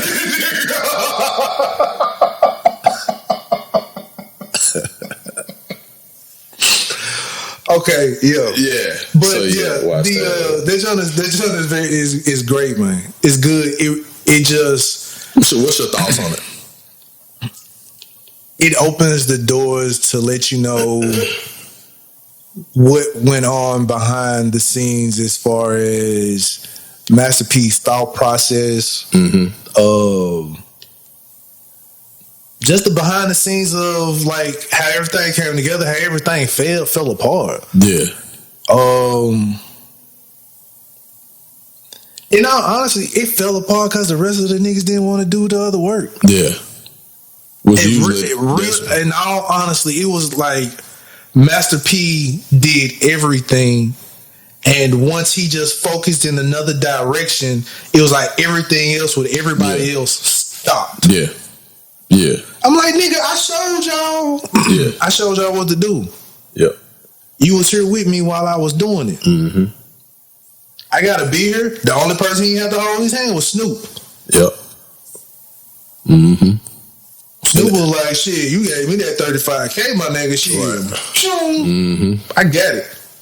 And, you know, Snoop was already, he's a worker. Like when I say worker, like he worked, like he did music. You peeped him to the game. He threw that. He got on that hustle. Yeah, and he got on it. Like it was like a step by step. Yeah, on how to do it too. Yeah, you know, you had to constantly like that's the thing about. I look at how he and No Limit basically laid the blueprint for independent. And all the dope labels. And all the dope niggas went to jail. Yeah, man. All the super dope dudes went to jail. You right. When they brought up Mac, yeah. I don't know if anybody, I don't know if everybody's up on everybody on the No Limit roster, but there was a nigga on there named Mac. Yep. Mac Mall, Mac whatever. Mm-hmm. He called himself the Assassin's Lover, Camouflage Assassin or whatever like that. Mm-hmm. But that nigga was cold, man. Yeah. Yeah. That nigga was cold. Mm-hmm. It was like he was on his way, and then that nigga went to jail for murder charge. Yeah. Yeah. Which, speaking of, that was another nigga who went to jail for something that he didn't do. Yeah. All of this was for this is after being after Master P. Yeah. In all honesty. Mm-hmm. Which they kind of allude to that, parts of that in the series, but there's a part in there that was man, beats by the pound, man. Yeah, man. Beats by the pound. Yeah. And beats by the pound were individuals where they were feeling themselves. Mm-hmm. And it's like, well, shit, you can't have this shit without me. Right. In all honesty, you might create something, especially if you are the person who make dope beats, dope music, right? Right. You might have a vibe, you might be able to gel, and you might be able to create this sound together. But outside of that nigga did everything else. Trust and believe. That nigga can get another group of producers to make another sound for me or for me to rap over. Yeah. That's all I made mention of that just to, it was that they call themselves having leverage over him, and it was like, hey, we need to get paid more. We need to do this, that, and other, blah, blah, blah, blah, blah. Right. And when it was like they got too big for their britches, he was like, well, shit, go on out there. Right. And then he said on there, he's like, hey, you still hear about me. Have you heard about them? Right. And I was like, damn. Mm-hmm. It was like after they left No Limit, nobody fucked with them. Nobody fucked with them. But I'm like, Beats by the Pound had a sound where the drums and the snares, who wouldn't want to Beat by the Pound beat? That shit was crazy in the motherfucker. And but you know what happened at that particular time? Like P was, it's like they fell off. Period. Yeah, but P was so respected.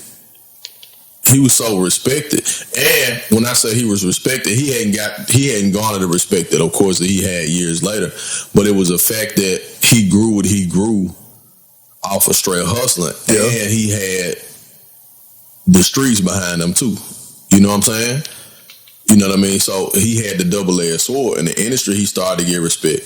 But he wasn't moving like a clown. He was moving like a businessman. Yeah. Like he was making business moves. You know what I'm saying? And his mentality was of the same thing. The nigga was like, hey, you ain't finna stop me from making no money. Yeah. So, hey, if that's what you want, hey, go on, go. Okay. Because, man, just think about it. Like, your own thing then. Like, you go on an interview with somebody else and be like, man, where was y'all at No Limit? Or what happened? Well, we told him we weren't getting paid enough and we told him we were leaving.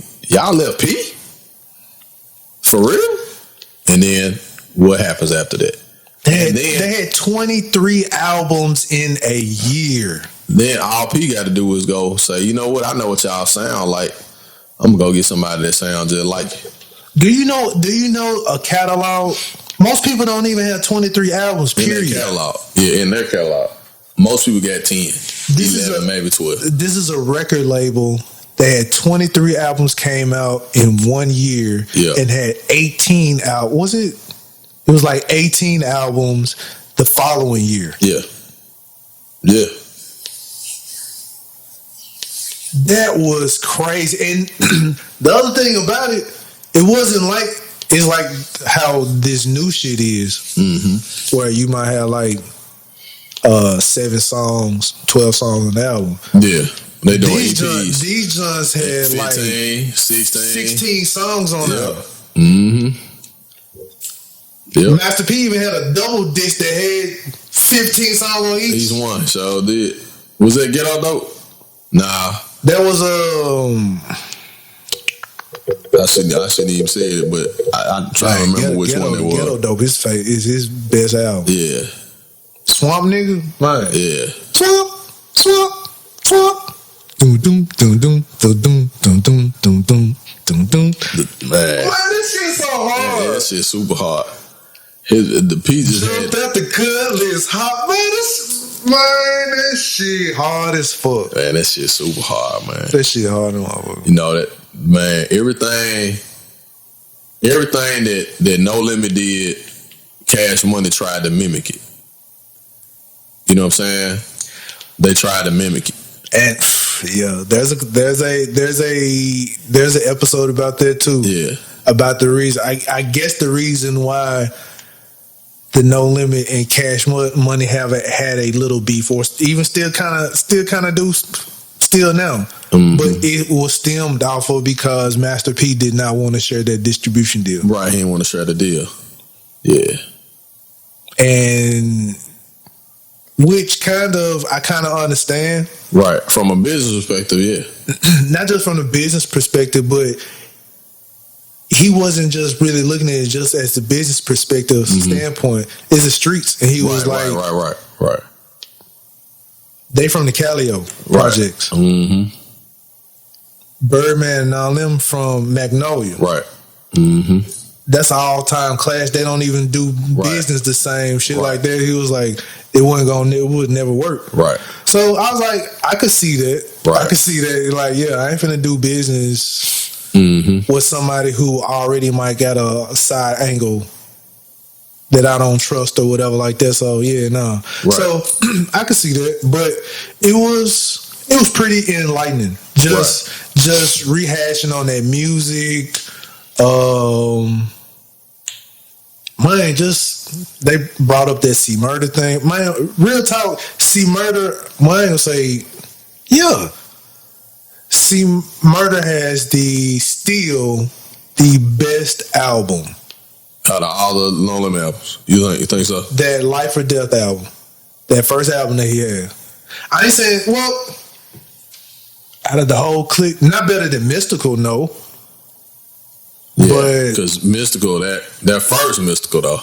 They're unpredictable. Well, both of them John, Unpredictable and the other John. Yeah, both of them was hard. Man, they just had songs, man. Yeah.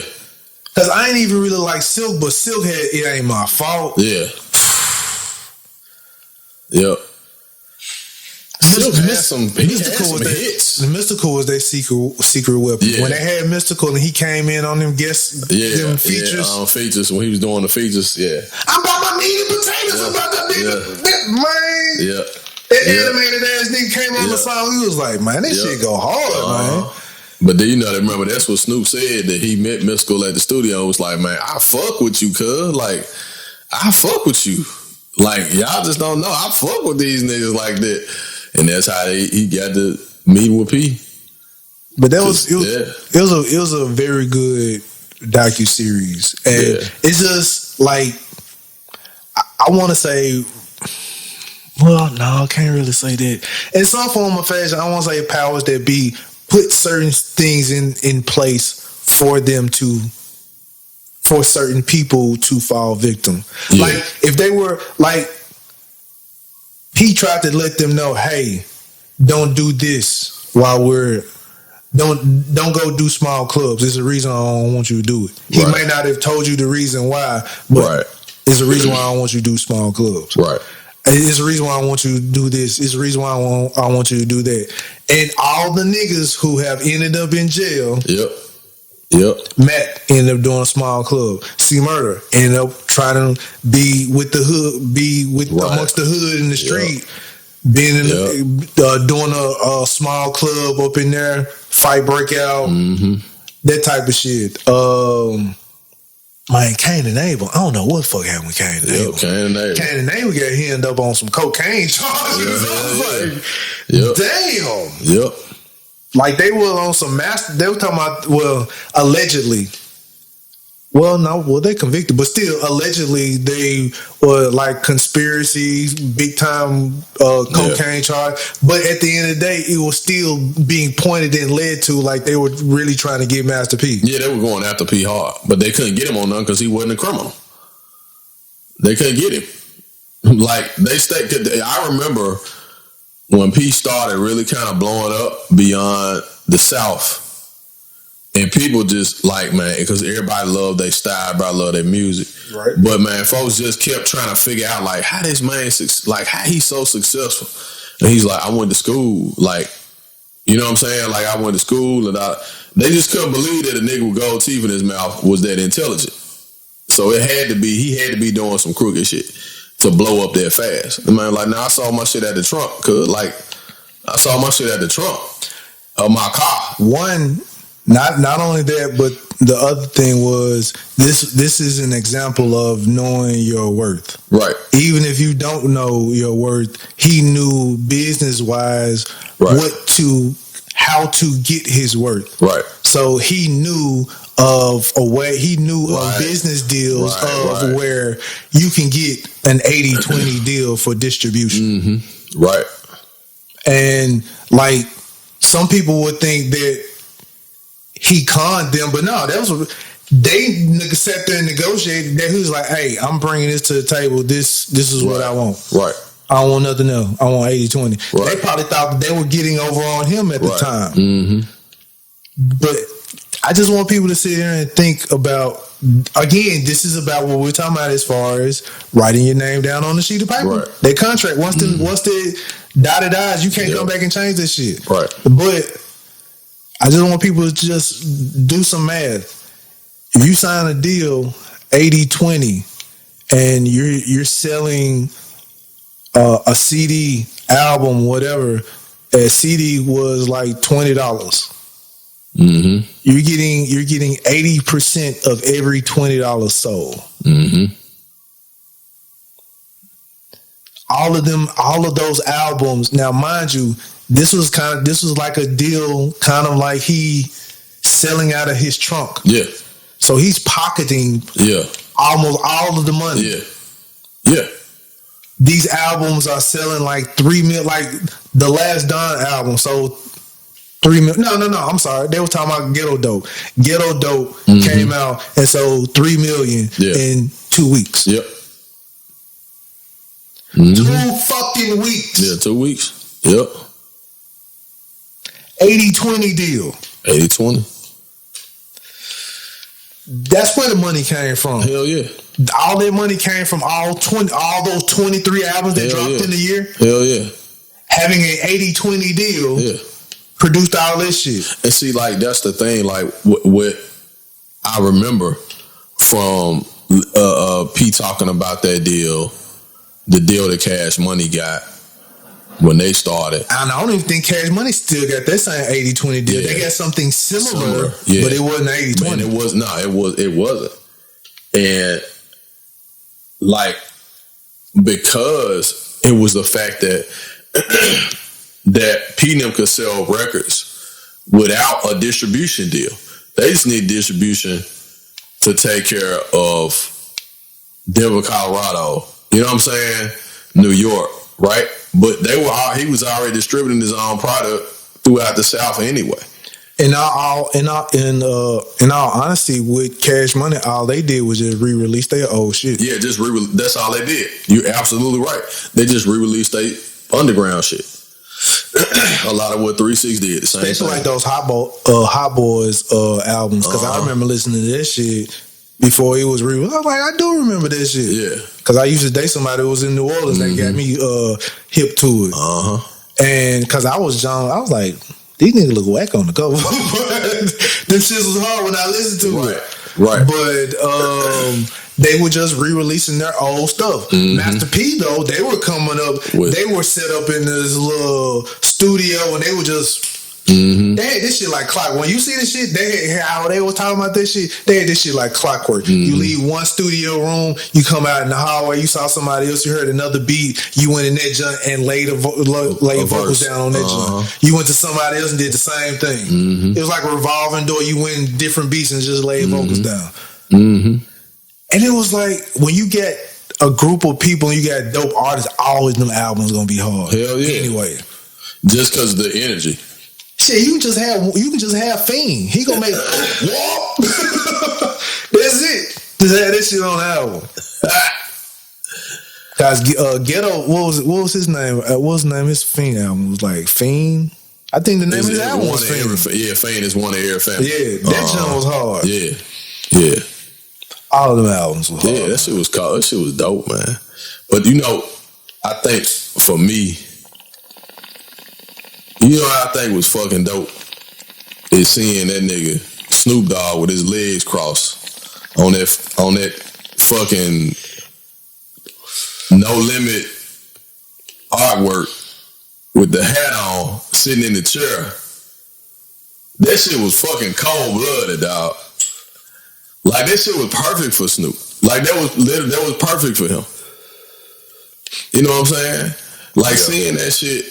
Cause at the time, it's like Snoop signed with No Limit. Like, what? A West Coast nigga signed with Down South nigga? And moved to New Orleans. But see, I've always had, I ain't gonna say I've always had the theory, but I've always said niggas that's not from the South sound dope on Down South music. Down South music. So the fuck do. Anytime you've ever have gotten a nigga from like New York on a Down South beat, that shit sound hard. Hell yeah, that shit be hard. Yep. So when I heard Snoop get on that joint, his laid back flow, it just fit. Yeah, it just fit. It fit. Like matter of fact, Paul got a new one with Dave East and Dolph. Really? The DJ Paul produced. Like, I don't know, but Paul slick getting back in the game on a bigger scale, producing beats and shit. I ain't gonna even make mention of that. You can make mention of it, man. So I don't care. Well, I don't really like talking about Memphis niggas too bad, but I still don't believe Paul made beats. You don't think he make them? Think other folk make? He's buying from them, or you just you have an in-house with you, right? Gotcha. And something to that effect. The only reason why I say that is because when they separated, who still make doper music? Juice. Exactly. That's my only thing. Juice. So to me, that means that whole time Juicy was making. Yeah. Now Paul may have said, "Hey, add this here, add that there to the beat," but Juice might have made the better beats, and it's relevant and apparent. It's a very apparent now. Yeah. It's a very wide gap as far as it really is. the music production difference. That's what made Juicy somewhat more valuable after the split when he signed with Wiz. And shit, now he signed an artist. Right. You know what I'm saying? He was able to go back to their original company and basically start his own label, and now he signed an artist. You know what I'm saying? And listening to him talk, he was like, man, I really want to see artists get more of their money. You know what I'm saying? Like, they need to get more, and like, I want to be an advocate for artists getting more when they sign their deals. Right. And I mean, just looking at it from that perspective, shit, that's the brainchild right there, if you ask me. You know what I'm saying? So, you know, I mean, Paul has done his thing, but I ain't seen Paul do the type of shit that Juice is doing. Exactly. That's what I'm saying. You know what I mean? This ain't no slander, of course. You know what I mean? It's all, you know, I ain't trying to slander this. I mean, to me right now, I'm speaking facts. Hell yeah. Shit, Juice is almost 50 years old. He just signed a deal. Still put music out. Making music with Katy Perry.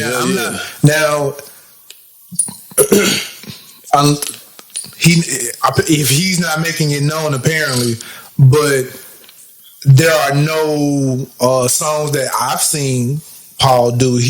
I ain't seen him do no song like a Katy Perry or doing a song for Justin Timberlake or anything like that.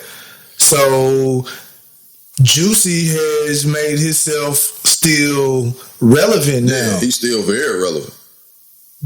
The difference with Paul, the music that he has tried to come out with and has come out with does not reflect that he's relevant. Yeah.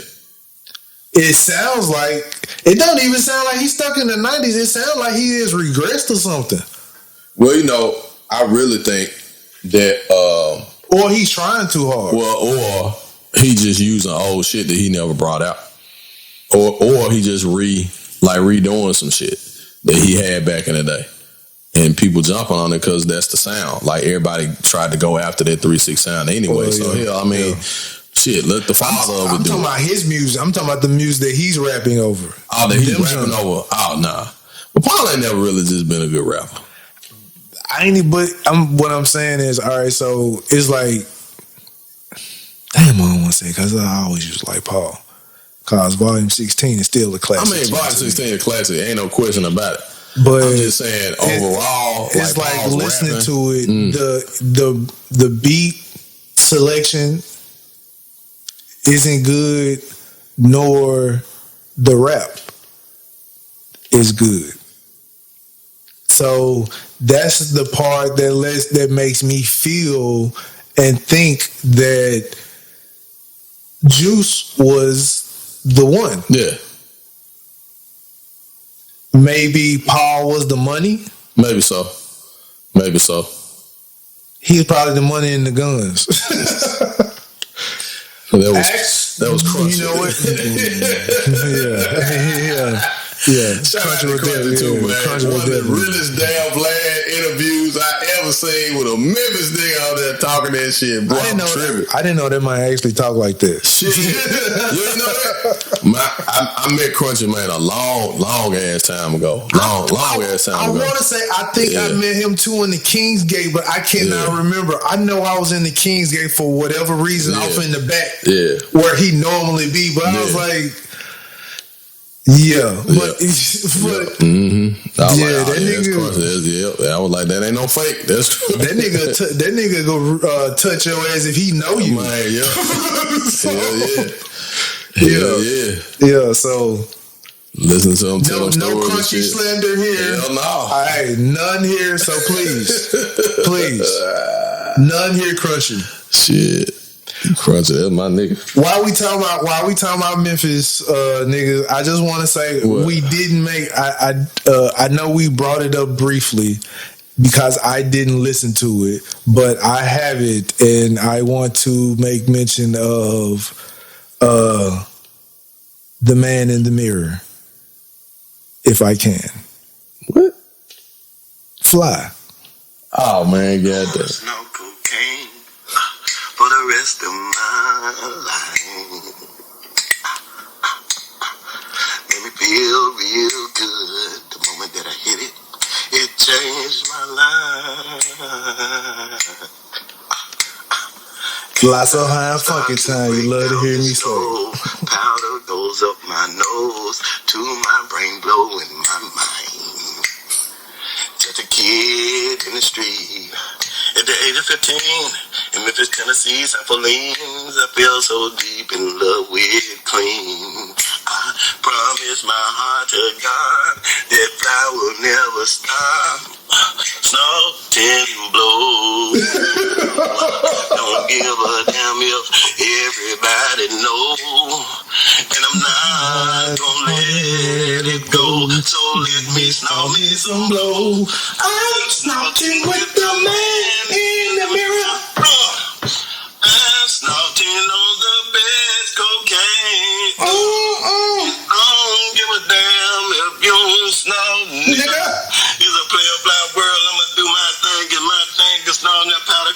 Kane. Oh, Flizzy.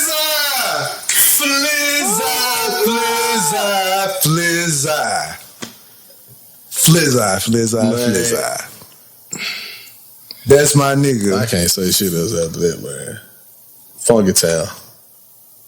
That's all I'm gonna say. Fly so high, funky town. Ho, you love to hear me shout all the time. Everybody do love to hear that nigga say fly so high, funky town. Man, love to hear him say that shit. That's some real South Memphis shit there. Man, that's my hood, man. That's my upbringing, man. That's some South Memphis shit right there. Player Flizzy. Player Fly, man. Player Fly, man. Mr. IBN himself. Yeah, Mr. IBN. Minute Maid Mafia. So you know what's crazy about that? I was unaware that was actually his real name. What? IBN. Ibn. Yeah.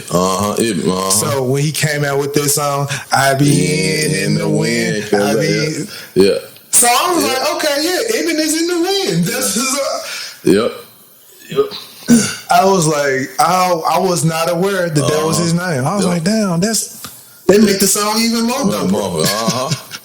No, I always that nigga had 3 verses about IBN. Yep, IBN. That's why I always said Fly was like, as far as Memphis rappers go, rap and lyrics, Fly, that dude. But at the same time, it was always about snow.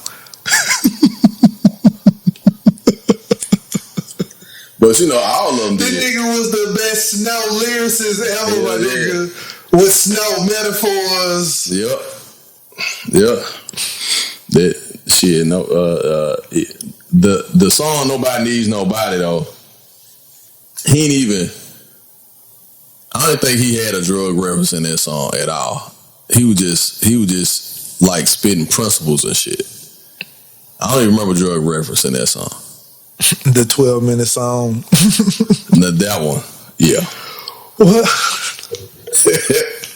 I put like this. Those are the songs where he knew the song was bumping. So he got like maybe 3 or 4 songs where it's like 9 minutes, 12 minutes. Yeah. Yep. 7 minutes. And he just talking shit. Yep. Talking shit. While he's rapping, he'll get back, he'll be talking shit. Oh shit, let me get back to rapping.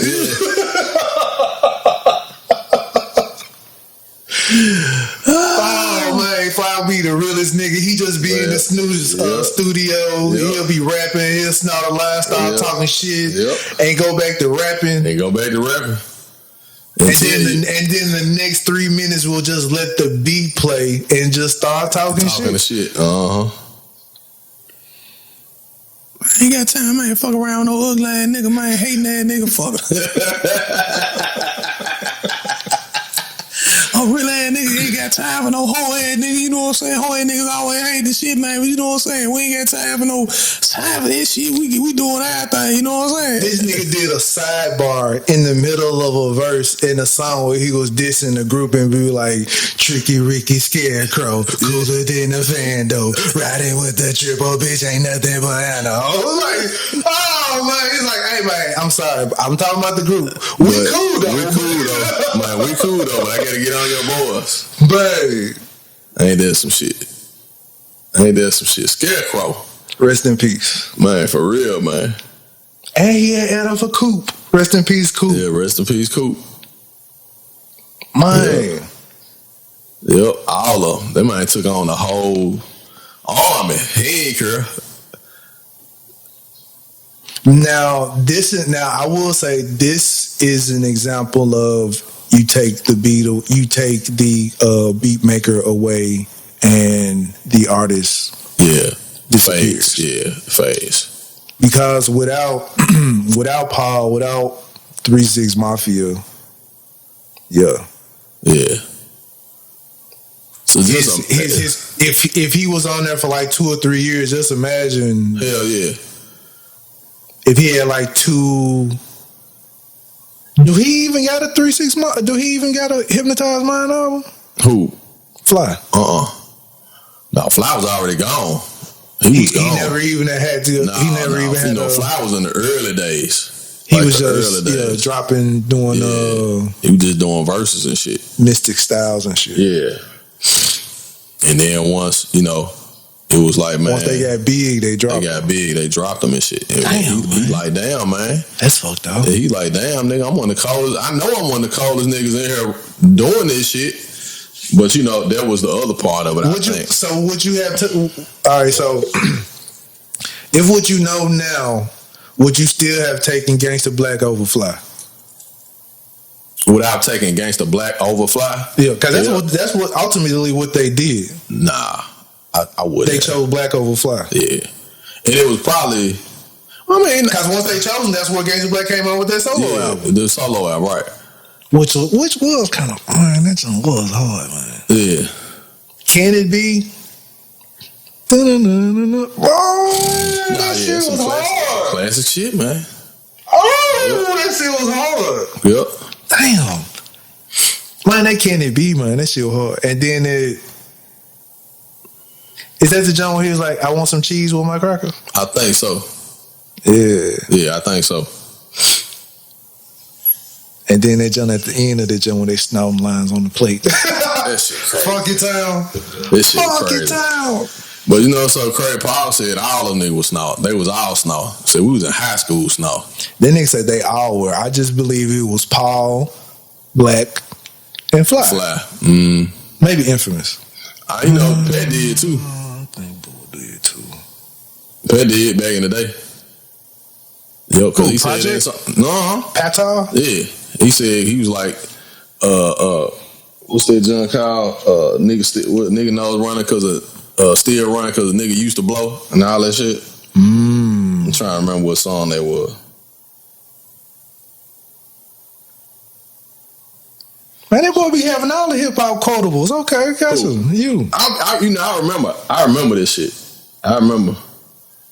I like to keep it be certain songs and certain verses and certain songs that I catch it, and then I be like, cause I'm gonna tell you one of the dopest songs that Pat is on, and the Junt is it's actually one of my favorite Rose songs. The Elvis Presley Boulevard off of Hood Billionaire. A lot of people didn't like that Junt. I don't. A lot of people didn't like it. I don't like the chorus. The chorus is what makes me hate they could have did better with a chorus. Just him yelling, talking about it was Presley Boulevard, they could have did better. That's the only reason why I don't like the song. Yeah. But but the verses are hard, yes. Yeah, the verses are hard, but when Pat that shit so cold, dog. But that's his thing. That shit so cold, dog. I hate it when he came out with an album when he got away from that. I was like, oh man, don't do it. It was it's like the Jadakiss cackle. Yeah. You know what I'm saying? You finna go and he do that look. You already know he don't do it. He was like, damn man, he ain't do it. Yeah. I don't like this song. Yeah.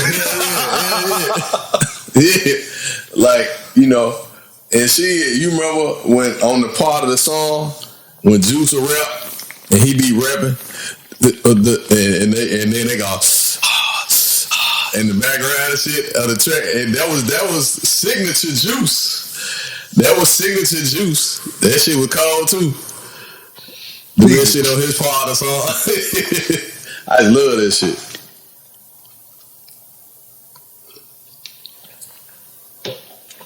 You was about to make me sound like I had the COVID. Oh, damn, my bad, man.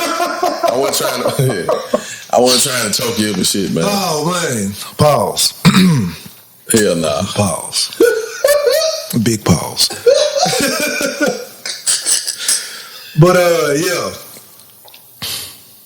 Good old days, man. Memphis music, man. Memphis music. Project Pet. Man. I just want to know what that would have sounded like. Player Fly on Hypnotized Mind beat. Dude. Several beats. Shit would have been crazy. Because we had glimpses of it on Mystic Styles. We had glimpses of it when I want to say he was even in that the Bone diss jump where he diss Bone. I want to say he was on that jump. Was he on that jump? I want to say.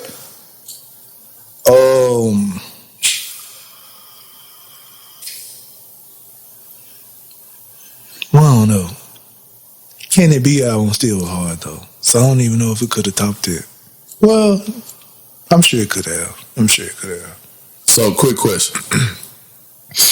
I know we're wrapping up in a little bit. What producer from today, when we talking down, so either Memphis rap niggas, run out Memphis producers. I changed that, Memphis producers. So you got Drummer Boy, right? Then you got Tay Key, he's the newest, right? Okay. Who from back in the day could hop on one of their beats? What two rappers? What rapper would go good with a beat from today? You know what I'm saying? An old school rapper. Well, I was definitely Project Pat. I'll say for sure. Yeah, Pat definitely. Off top. Yeah. Pat. Man.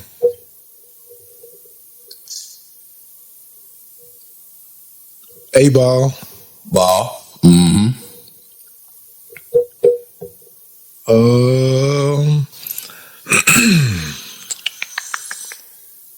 Thinking of another rapper. I'm gonna say Tila. Damn, I forgot about Tila. Well, no, I know I ain't forgot about Tila. I'm gonna say Tila. Well, see,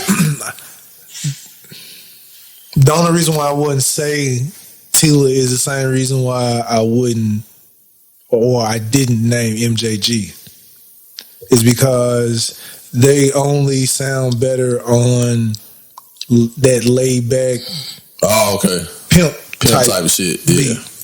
Mm-hmm. A lot of these new producers ain't even really on that wave or sound. They don't even use those like old Willie. Well, they use a Willie Hood sample or a Barry White sample or something like that. They speed it all the way up or whatever. Right. Yeah, it'll never just be like laid back shit like the actual song. Like say just sample the song and add some drums or something to it. Because every song, I'm sure every song that you like by Tila is a laid back style type song. Yeah. It's not a fast paced song.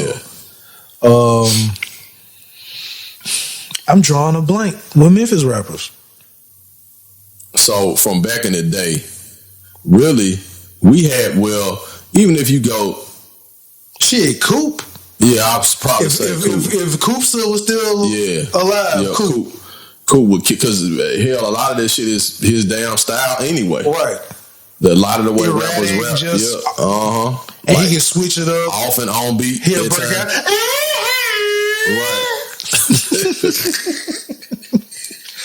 He was like, "What is this? Man, what? Was this a part of the verse?" You like, man, boy, I like that shit. Yeah, you like, that shit was cool. You couldn't wait to hear that jump in the verse. That shit was cool, man. Right. That shit was cool. I got one other thing that I want to make mention of that make sure, because I want to say it is relevant, but just to end about the No Limit thing, I saw on social media Kim Kardashian picked up about C Murder's case, trying to get him out. So more than likely you probably might be seeing him out by the end of the year. I know, right? Fucking well. But I wanted to make mention of Nick Cannon. Mm-hmm. About Nick Cannon supposedly suing Viacom for some billions of dollars, actually. Yep. So I'm looking forward to see how that might work out. I kind of figured, because that was about Wildin' Out. Yeah. So he said that show was worth like $1.3 billion. I'm sure it is. Yeah. That nigga got more seasons than Seinfeld. Yeah. Yep. So if he's looking at it like that, and he knows what a show like Seinfeld is worth, hell yeah, or Curb Your Enthusiasm is worth, yeah, and fucking Friends, and they're only like 30 minutes, yeah. So his show is 30 minutes, or matter of fact, just just to peep game, to show people how, and I'm sure this is the reason why he did it. He has 2 episodes that come on back to back, right? Yep.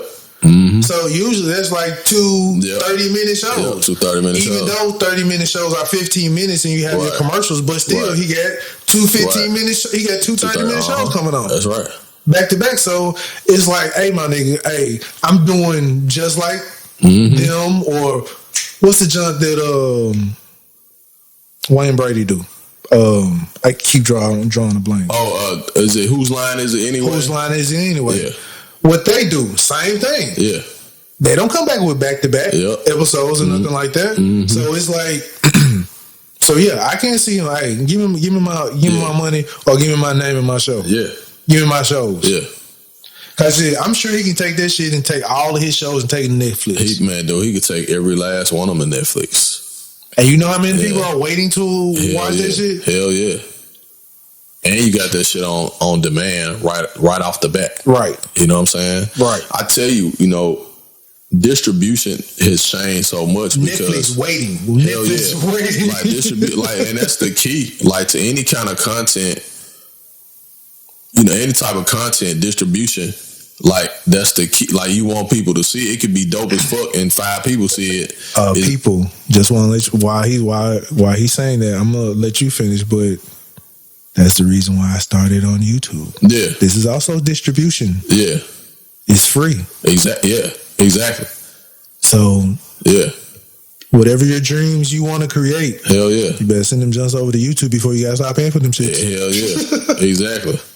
I mean, like, just, man, it's a difference having a dope concept and not that many people see it versus you having access to thousands, millions, billions of people's eyes. Right. Like, you may not see it right away. Right. But you still have access. Right. And so when you build something, you're going to have people that want to be able to use whatever you doing that gets other people's attention for them as well. Right. You know what I'm saying? Because again, when Netflix started out, just think about the material. Well, there's some garbage on there. You know what I'm saying? Now Netflix is producing blockbuster movies, right? On studio and buying people's material and producing it. Yes. So I mean, that's essentially what the game is competition for distribution. And if companies like Viacom and Time Warner and all of them, like, if they figure they shutting some shit down, like, nah, you ain't. I'm just taking my shit to Facebook TV or IGTV or you know what I'm saying, and I'm gonna put that shit out like that. So, and then watch ad dollars jump all over me. Right. You know what I'm saying? So, Nick Cannon, I know people ain't talking about it in the news. I'm gonna talk about it. Let us know. Yeah. What's going on? Let you know as far as, like, hey, your intellectual property is yours, people. Don't let people talk you out of your intellectual property. Yeah. Absolutely. People will try to use big words to out-talk you out of your situation and be like, oh, I thought I had to. No, that is your shit. That's your creation. That's your name, your title. Yep. You made that shit. Your idea. Yep. You either going to negotiate half or they going to give you all. They can't take all of it. It ain't going to be all. Mm-hmm. The only way it'd be all if you just be like, fuck it, though. For real. If you just be like, you know what, fuck it. Yep. Let them have it. Yep. Which they want you to do. Man, and it's so easy, like, to profit off of it. You know what I'm saying? It's like so easy. They just take something that you came up with, something you wrote, the way you said it, how you sounded, and snatch it, either take it from you or trick you into selling it to them for the cheap. Right? I'm gonna sell it, okay, I'll give you $25,000. How's that sound? Now, word to the wise, the game, it is to be sold. Right, of course. Your business is to be created and to be sold. Right, but exactly. It's not to be either sold where you don't get anything residually, right, or just taken away from you altogether. Right. So they're gonna shortball you by just giving you a lump sum, and you don't get anything else in return. You don't get anything you in should return. always, if it's something that they recreating on a forever basis, pretty much, you should be getting some change on that. Because I think Bill Cosby is who taught Tyler Perry about syndication. Because I think you get syndicated after 100 episodes or something like that, I believe it is. I don't know. But he told him, like, keep making shows, keep producing content, put it all out there, and then let your shit run for the next 30 years. You know what I'm saying? And that's exactly what he's doing. He got, you know, five TV shows on TV. Regardless if you like all of the material. Yeah.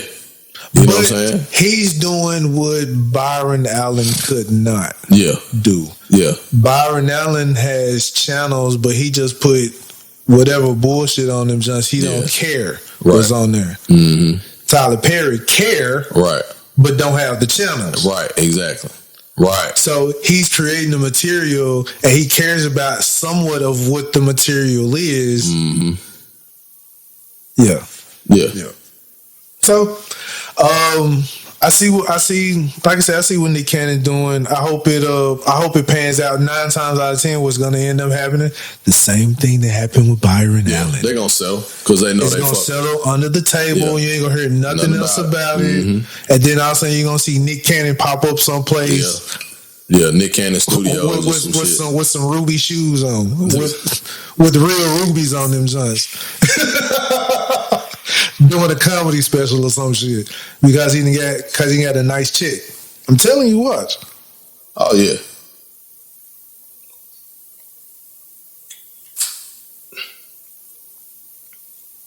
Yeah, I hope Nick Cannon win that, man. I'm telling you, everything that you have seen with black people, I guess, having some type of a fight for their property with a big corporation. If you look that shit up, they have all gotten what they been fighting for. They've gotten their money, and it's all been on the hush. That black chick who was suing them folks for the Matrix, she got all of her cheese. I just want y'all to know that. They don't talk about it on the news, because they do not want you to know that you can fight and win for your property. And win for your property. So, just want you to know. It's like go ahead and make sure you keep your paperwork together with your property, though. Because like all those porn movies I made, I'm getting my money for them sons. Like nobody's gonna control my content.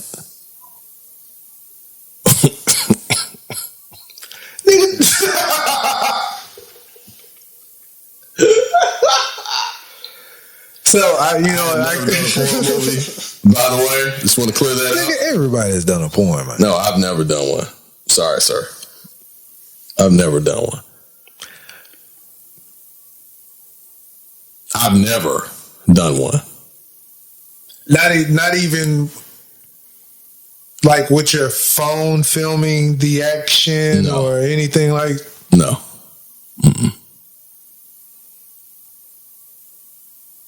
Interesting. Not a freak like you, sir. Is that? You're a freak. You got to record and voyeur yourself. Is it voyeuring myself or I'm watching the individual? Maybe you are. That I'm watching her. Maybe you're watching her. And you're going back to watch again later. I'm enjoying watching. I mean, it's no different than watching no porn. Except you're a director. Except I'm the director and the star. What are you saying? I mean, yeah. All right. And full circle, we're back to America's Meat. we can end the show right there. Like, we did not write this shit either. We did not at all. Wow. We did pause. Yeah, we got pause, motherfucker. Pause. Like $75K. Yeah, this shit. Like, damn, man. I just want to say. But I thought. What? I thought all guys. What? I thought all guys have or had at least made one tape in their lives. Okay, I did one that sucked. Okay, like I want to talk about the shit. Like it's painful. See me, I've always had the photographic eye, so I'm out here and I'm Martin Scorsese mode. Hey baby, hold your head just like this. Yeah. Okay, go.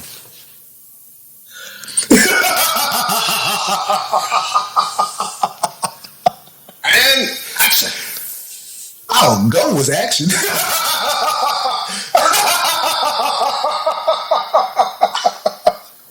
Go was action.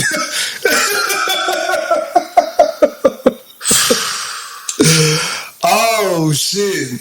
Oh man.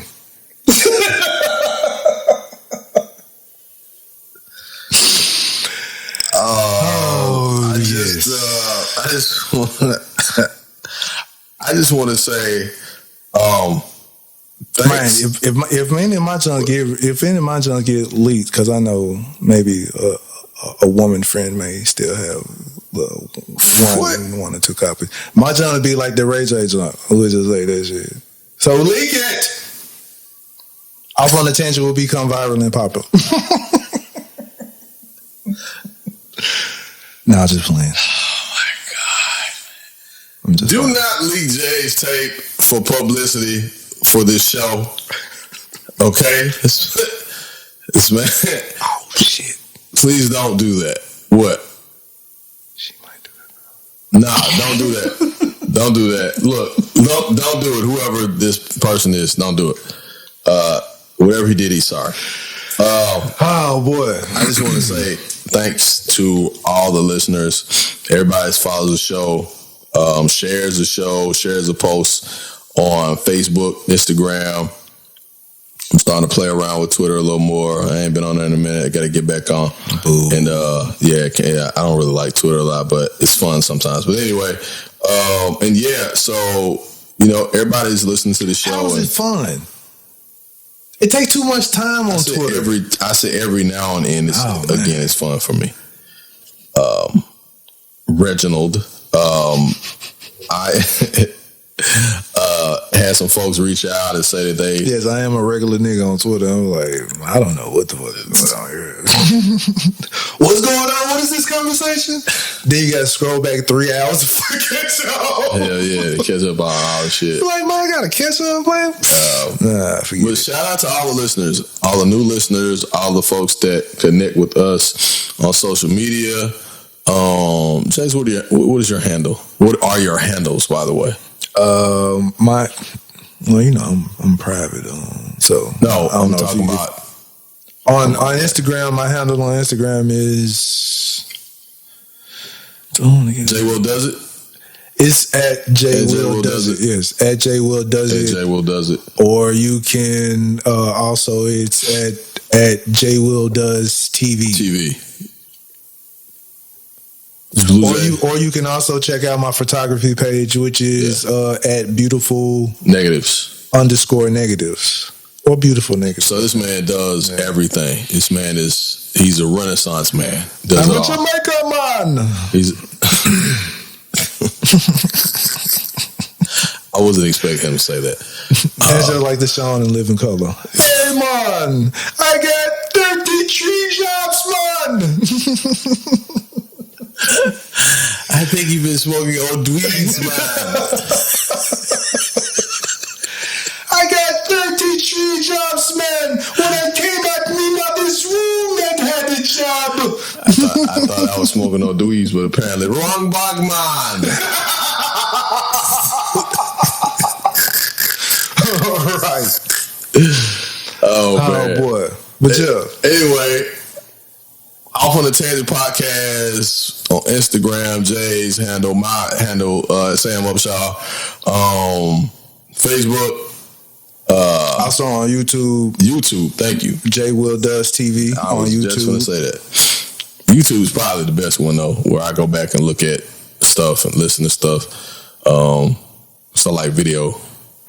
Right. From time to time. So, but I just appreciate everybody, man. Just, checking in, listening to the show, talking about it, you know what I mean, inboxing us, asking us questions or whatever. I feel like the content is getting better. And so you know what I mean, we're growing with this thing, continuing to grow and continue to work, you know what I mean? Great things don't come overnight. I'm not yelling as much anymore. Yeah. So but yeah, man, much love to everybody. Again, my apologies for if I've ever loud talked you, sir. My apologies. It's okay, man. You've been my apologies again to Southern Belle and Ellie Mae if I will you spaz the fuck out that night or something? Yeah. That was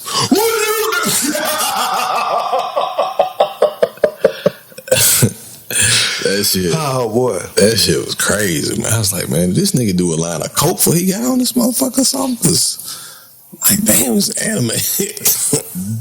Hey, if it ain't came from the ground, you ain't never gonna see me doing it. It's like this man came with like Macho Man Randy Savage. He's like, let me tell you something. Look at here, bitch.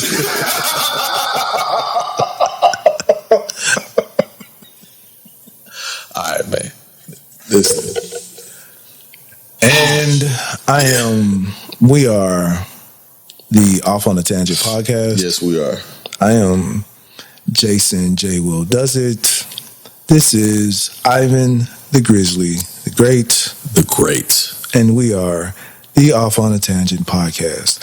Why do I have this radio-friendly voice? I just want to let you know that I can be civil when I want to. But this is my podcast, so I'm just going to act a fool because I can and I want to. So, and this is alter ego, people. So, you know. This nigga's schizo. Hey. No offense to the schizos. I didn't listen to the show, by the way. Every chick will ever tell, I will always tell you, he did tell me he was crazy. I just thought he was playing. This man. Oh boy. I'm crazy, ho! Yeah, okay. All right, but yeah, for real, this is the Off on Tangent podcast. This is all jokes. This is all for shits and giggles. Just be playing around. Alter egos, saying what you want to say, get off of your chest, type of thing. But you know, it's all fun and games. Yes, it is. I do appreciate all the listeners. You know what? I ain't even got to repeat that. Whatever Ivan just said, I agree.